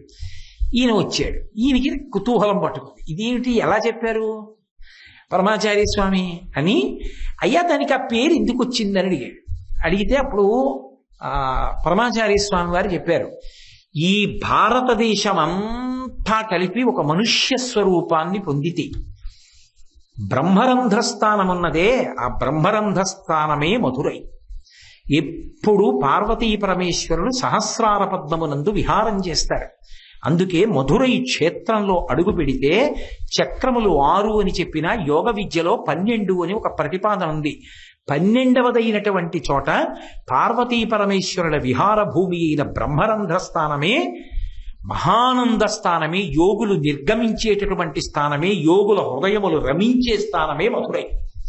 అందుకే ఆయన ద్వాదశాంత స్థానం అనుకో వెడుతున్నానని నీతో చెప్పాడు, నీకు ద్వాదశ జ్యోతిర్లింగాలకు వెడుతున్నాడని అర్థమైంది. ఆయన మధురై వెడుతున్నాడు, ఆయన యోగ విద్యతో మాట్లాడాడు అని చెప్పారు. కాబట్టి అసలు నిజంగా యోగులందరూ రమించి కుండలిని పైకి లేపి షట్చక్ర భేదనం చేసి ఈ సహస్రార కమలంలో పార్వతీ పరమేశ్వరుల యొక్క సంయోగ దర్శనం చేస్తుంటే యోగి యొక్క నాడుల నుంచి అమృతం స్రవించి అమృతంతో తడిసిపోయినటువంటి యోగులందరూ రమించినటువంటి ప్రదేశపు యొక్క స్థితి ఏది ఉన్నదో అదే మధురై. అందుకే శంకరాచార్యుల వారు ఆ యోగ విద్యా రహస్యాన్ని ఇక్కడ ప్రతిపాదన చేస్తూ ఇది ద్వాదశాంత స్థానము సుమా, అందులో అడుగు పెట్టడం అంత గొప్ప. మధురై వెళ్ళడం, మధురైలో ఉండడం, మధురై చూడడం, మీనాక్షి దర్శనం, సోమసుందర దర్శనం అంత గొప్పవని చెప్పడానికి నానాయోగి మునీంద్ర హృన్నివసతిం వాక్యంలో కూడా ఆమె యోగీంద్రుల యొక్క మునుల యొక్క మనస్సులలో ఉంటుంది. నానా అర్థ సిద్ధి ప్రదాం, ఆవిడేమి ఇవ్వదు. అన్ని రకములైనటువంటి భోగములను భోగోపకరణములను ఆవిడ కల్పిస్తుంది. తనని నమ్ముకున్నటువంటి భక్తుడికి ఆయన జీవితంలో ఎప్పుడు ఏది అవసరమో అది అమ్మా నాకు ఇది అవసరమమ్మా అని ఆయన నోరు విప్పి అడగవలసిన అవసరం ఉండదు. ఆయన అవసరాన్ని ముందు ఆవిడ గమనించి ఆయన అవసరాన్ని ఆవిడ తీర్చేస్తుంది. కాబట్టి నానార్థ తత్వప్రదాం, నానార్థ సిద్ధి ప్రదాం, ఆవిడ సమస్త అర్థము అంటే భోగోపకరణముల యొక్క సంచయము అన్నిటినీ ఇచ్చేటటువంటి తల్లి. కాబట్టి ఒకప్పుడు త్యాగరాజస్వామి వారు కూతురికి పెళ్లి చేద్దామని చెప్పి పెళ్లి సంబంధాలు చూశారండి. త్యాగరాజస్వామి వారి కూతురికి పెళ్లిడు వచ్చింది అనేటప్పటికీ ఆ పెళ్లికి కావలసినవన్నీ ఏర్పాటు చేసి పెళ్లి అయిపోయేటట్టు రాముడు చూశాడు. రాముడు ఒకడు, లలిత ఒకటినా, రాజశ్యామలు ఒకటి, కృష్ణుడు ఒకటినా, రెండూ ఒకటే. ఇందాకడి నుంచి శ్యామాభాం అన్న మాటకి వ్యాఖ్యానంలో చెప్తున్నాను కదా. కాబట్టి ఆ తల్లి నానార్థ సిద్ధి ప్రదాం, నానా పుష్ప విరాజితాంఘ్రి యుగళాం, సువాసనలతో ఉండేటటువంటి అనేకానేక పుష్పములతో పూజ చేస్తే ఆవిడ ఎంత ఆనందిస్తుందో. శంకరాచార్యుల వారు ప్రత్యేకించి కొన్ని పువ్వుల పేర్లు చెప్పారు. ఆ పువ్వులతో పూజ చేసినప్పుడు ఆవిడ ఆనందపడిపోతుంది. ఆవిడికి అత్యంత ప్రీతిపాత్రమైనటువంటి పుష్పాలలో ఒక పువ్వు బొగడ పువ్వు. అందుకే ఆవిడికి అభిషేకం చేసేటప్పుడు కూడా బొగడ పువ్వులు తీసుకొచ్చి కలిపి ఆ శరీరానికి అలదుతారు. అలిదితే ఆవిడ ఎంత ఆనందపడుతుందో. అందుకని మంచి సువాసనలతో కూడుకున్న పుష్పముల చేత పూజింపబడిన పాదపద్మములు కలది. అలాగే పారిజాత పుష్పాల మాల అమ్మవారికి, రామచంద్రమూర్తికి, హనుమకి కూడా అంత ప్రీతిపాత్రం. కాబట్టి నానా పుష్ప విరాజితాంఘ్రి యుగళాం నారాయణే నార్చితాం, సాక్షాత్ స్థితికర్త అయినటువంటి నారాయణుని చేత కూడా పూజింపబడేటటువంటి తల్లి. అనేక పర్యాయాలు మీతో మనవి చేశాను. ఆమెకి కొడుకు స్థానంలో కూడా విష్ణు ఉంటారు. కరాంగుళి నఖోత్పన్న నారాయణ దశాకృతి కనుక తల్లిని పూజించినట్టుగా ఆమెని పూజిస్తాడు. శంకరాచార్యుల వారు సౌందర్యలహరిలో ఒక చోట ప్రతిపాదించారు. శృతీనాం మూర్ధానో దతిత వయౌ శేఖరతయా అన్న శ్లోకంలో చెప్తారు. అమ్మవారి పాదాలుట మన తల మీద పెట్టుకోగలిగితే, అంటే అమ్మవారు అనుగ్రహిస్తే, అప్పుడు ఒక ద్రవం ఇలా మీద పడుతుంది. అది ఎక్కడదంటే అమ్మవారి పాదాల మీద రుద్రుడు తల పెడతాడు. రుద్రుడి తలలోంచి గంగ పడుతుంటుంది. దాని పక్కన విష్ణువు తల పెడతారు. ఆయన పక్కన లక్ష్మీదేవి తల పెడుతుంది. వీళ్ళందరి తలలు పెట్టినప్పుడు ఆ తడిసినటువంటి ఆ తలలలోంచి జాలువారుతున్నటువంటి గంగా జలం అమ్మవారి పాదాలు కడిగి భక్తుడి యొక్క తల నుంచి జాలువారి కింద పడుతుంది. అదొక గొప్ప యోగ విద్య, అదొక గొప్ప భావన, అదొక తపస్సు. కాబట్టి నారాయణేనార్చితాం నాదబ్రహ్మమయీం సమస్త శబ్దముల యొక్క మూలస్థానమై ఉన్నది. ఇలా పైకి వస్తే శబ్దం అంటారు, ఆఘాతము అంటారు. దాంతో ఒకటి తగిలితే శబ్దం వస్తుంది.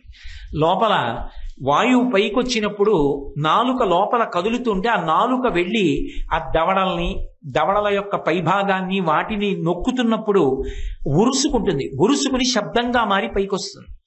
అలా శబ్దంగా పైకొస్తే ఆఘాతం, ఒకదాంతో ఒకటి తగిలింది అంటారు. తగిలితే శబ్దం అవుతుంది. తగలకుండా ఉందనుకోండి, లోపల అన్ని శబ్దముల యొక్క మూలస్థానము అంటే శృతి స్వరము ఏకమైపోయి విద్వాంసుడు పాట పాడుతూ ఎక్కడ రమించిపోయి తరించిపోతాడో దానికి నాదమని పేరు. అది ఉపాసన చేస్తాడు యోగి. అందుకే ముత్తుస్వామి దీక్షితారు వారు చిట్ట చివర ఉపాసనలో తరించిపోయింది ఎక్కడంటే మధురైలో తరించిపోయారు. మధురైలో ఆయన ఆకరణ చేసినటువంటి కీర్తన మీనాక్షి అమ్మవారి మీదే చేశారు. మీనలోచని అని పిలిచారు. మీనలోచని పశుపాశ మోచని మీనాక్షి అని కీర్తన చేస్తుండగా శిష్యులందరూ చూస్తుండగా ఆయన చేతిలో వీణ దారిపోయింది.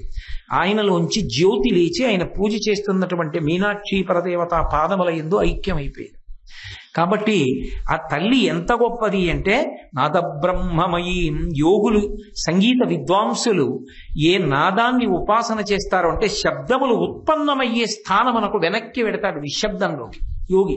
కేవలం పాట పాడుతూ శబ్దాన్ని సృష్టించడం కాదు, శబ్దములు ఉత్పన్నమైన స్థానంలోకి వెనక్కి వెళ్ళి ఆగుతాడు ఆ నిశ్శబ్దంలో ఒకసారి.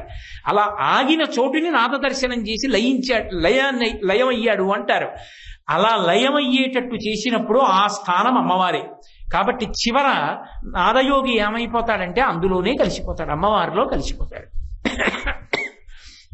కాబట్టి నాదబ్రహ్మమయీం పరాత్పరతరాం, అన్నిటికన్నా శ్రేష్టమైనది అని మీరు ఏది చెప్తారో అంతకన్నా శ్రేష్టమైనది ఆమెయే, అంతకన్నా గొప్పది ఆమెయే. అందుకే మధురై క్షేత్రానికి సంబంధించినంత వరకు ఒక విశేషం చెప్తారు. అది పరమశివుడు ఒకనాడు సిద్ధపురుషుడుగా అక్కడ తిరుగుతున్నప్పుడు ఆయన యొక్క జటల చివరి భాగము నుండి స్రవించినటువంటి అమృత బిందువులు పడ్డాయి కాబట్టి ఆ క్షేత్రం మనకు మధురై అని ఒక పేరు వచ్చింది, ఒక గుర్తు. రెండోది మధురై ఎందుకయిందో తెలుసా? అక్కడ ఉండేటటువంటి అమ్మవారి యొక్క వైభవం అంత గొప్పది కాబట్టే గురుమండల స్వరూపిణి కనుక కనుచూపు చేత జ్ఞానాన్ని ఇస్తుంది. కాబట్టి ఆవిడ గురించి చెప్పినా, ఆవిడ గురించి విన్నా, ఆవిడ గురించి ప్రతిపాదించాలన్నా ఆవిడ అనుగ్రహం లేకుండా కుదరదు. అంత గొప్ప శక్తి స్వరూపం కాబట్టి ఆమె పేరు తిన్నగా చెప్పరు. ఇప్పుడు గురువు గారు ఉన్నారనుకోండి, గురువు గారి పేరు చటుక్కని చెప్పరు, భర్త గారి పేరు చెప్పరు. ఎందుకంటే పరమ పూజనీయులైనటువంటి వారు ఎవరుంటారో వారి పేరు అనరు, గురువు గారు అంటారు. అలా మీనాక్షి అని అనలేదు శంకరాచార్యుల వారు. ఎక్కడ పంచరత్నంలో అన్నారు తప్ప ఆయన సౌందర్యలహరి శాక్తేయంగా ఆయన చేసిన అద్భుతమైనటువంటి గ్రంథం. అందులో ఎక్కడా మీనాక్షి అన్న మాట ఆయన వాడలేదు. వాడకపోవడానికి కారణం ఏంటంటే ఆ పేరు అనడమా, అంత గొప్ప తల్లి పేరుతో పిలవడమా అని అనలేదు. అనకుండా తవాపన్యే అని శ్లోకంలో చేపలతో పోల్చి సంకేతం చేశారంతే. అలాగే వ్యాస భగవానుడు కూడా అమ్మవారి నామాలన్నీ చెప్పిన లలితా సహస్రంలో మీనాక్షి అన్న పేరు మాత్రం వ్యాసుడు కూడా అనలేదు నోటితోటి. అనకుండా వక్త్రలక్ష్మీ పరివాహ చలన్వీ నాభలోచన అని మీనాక్షి అన్న పేరుని సంకేతించాడు.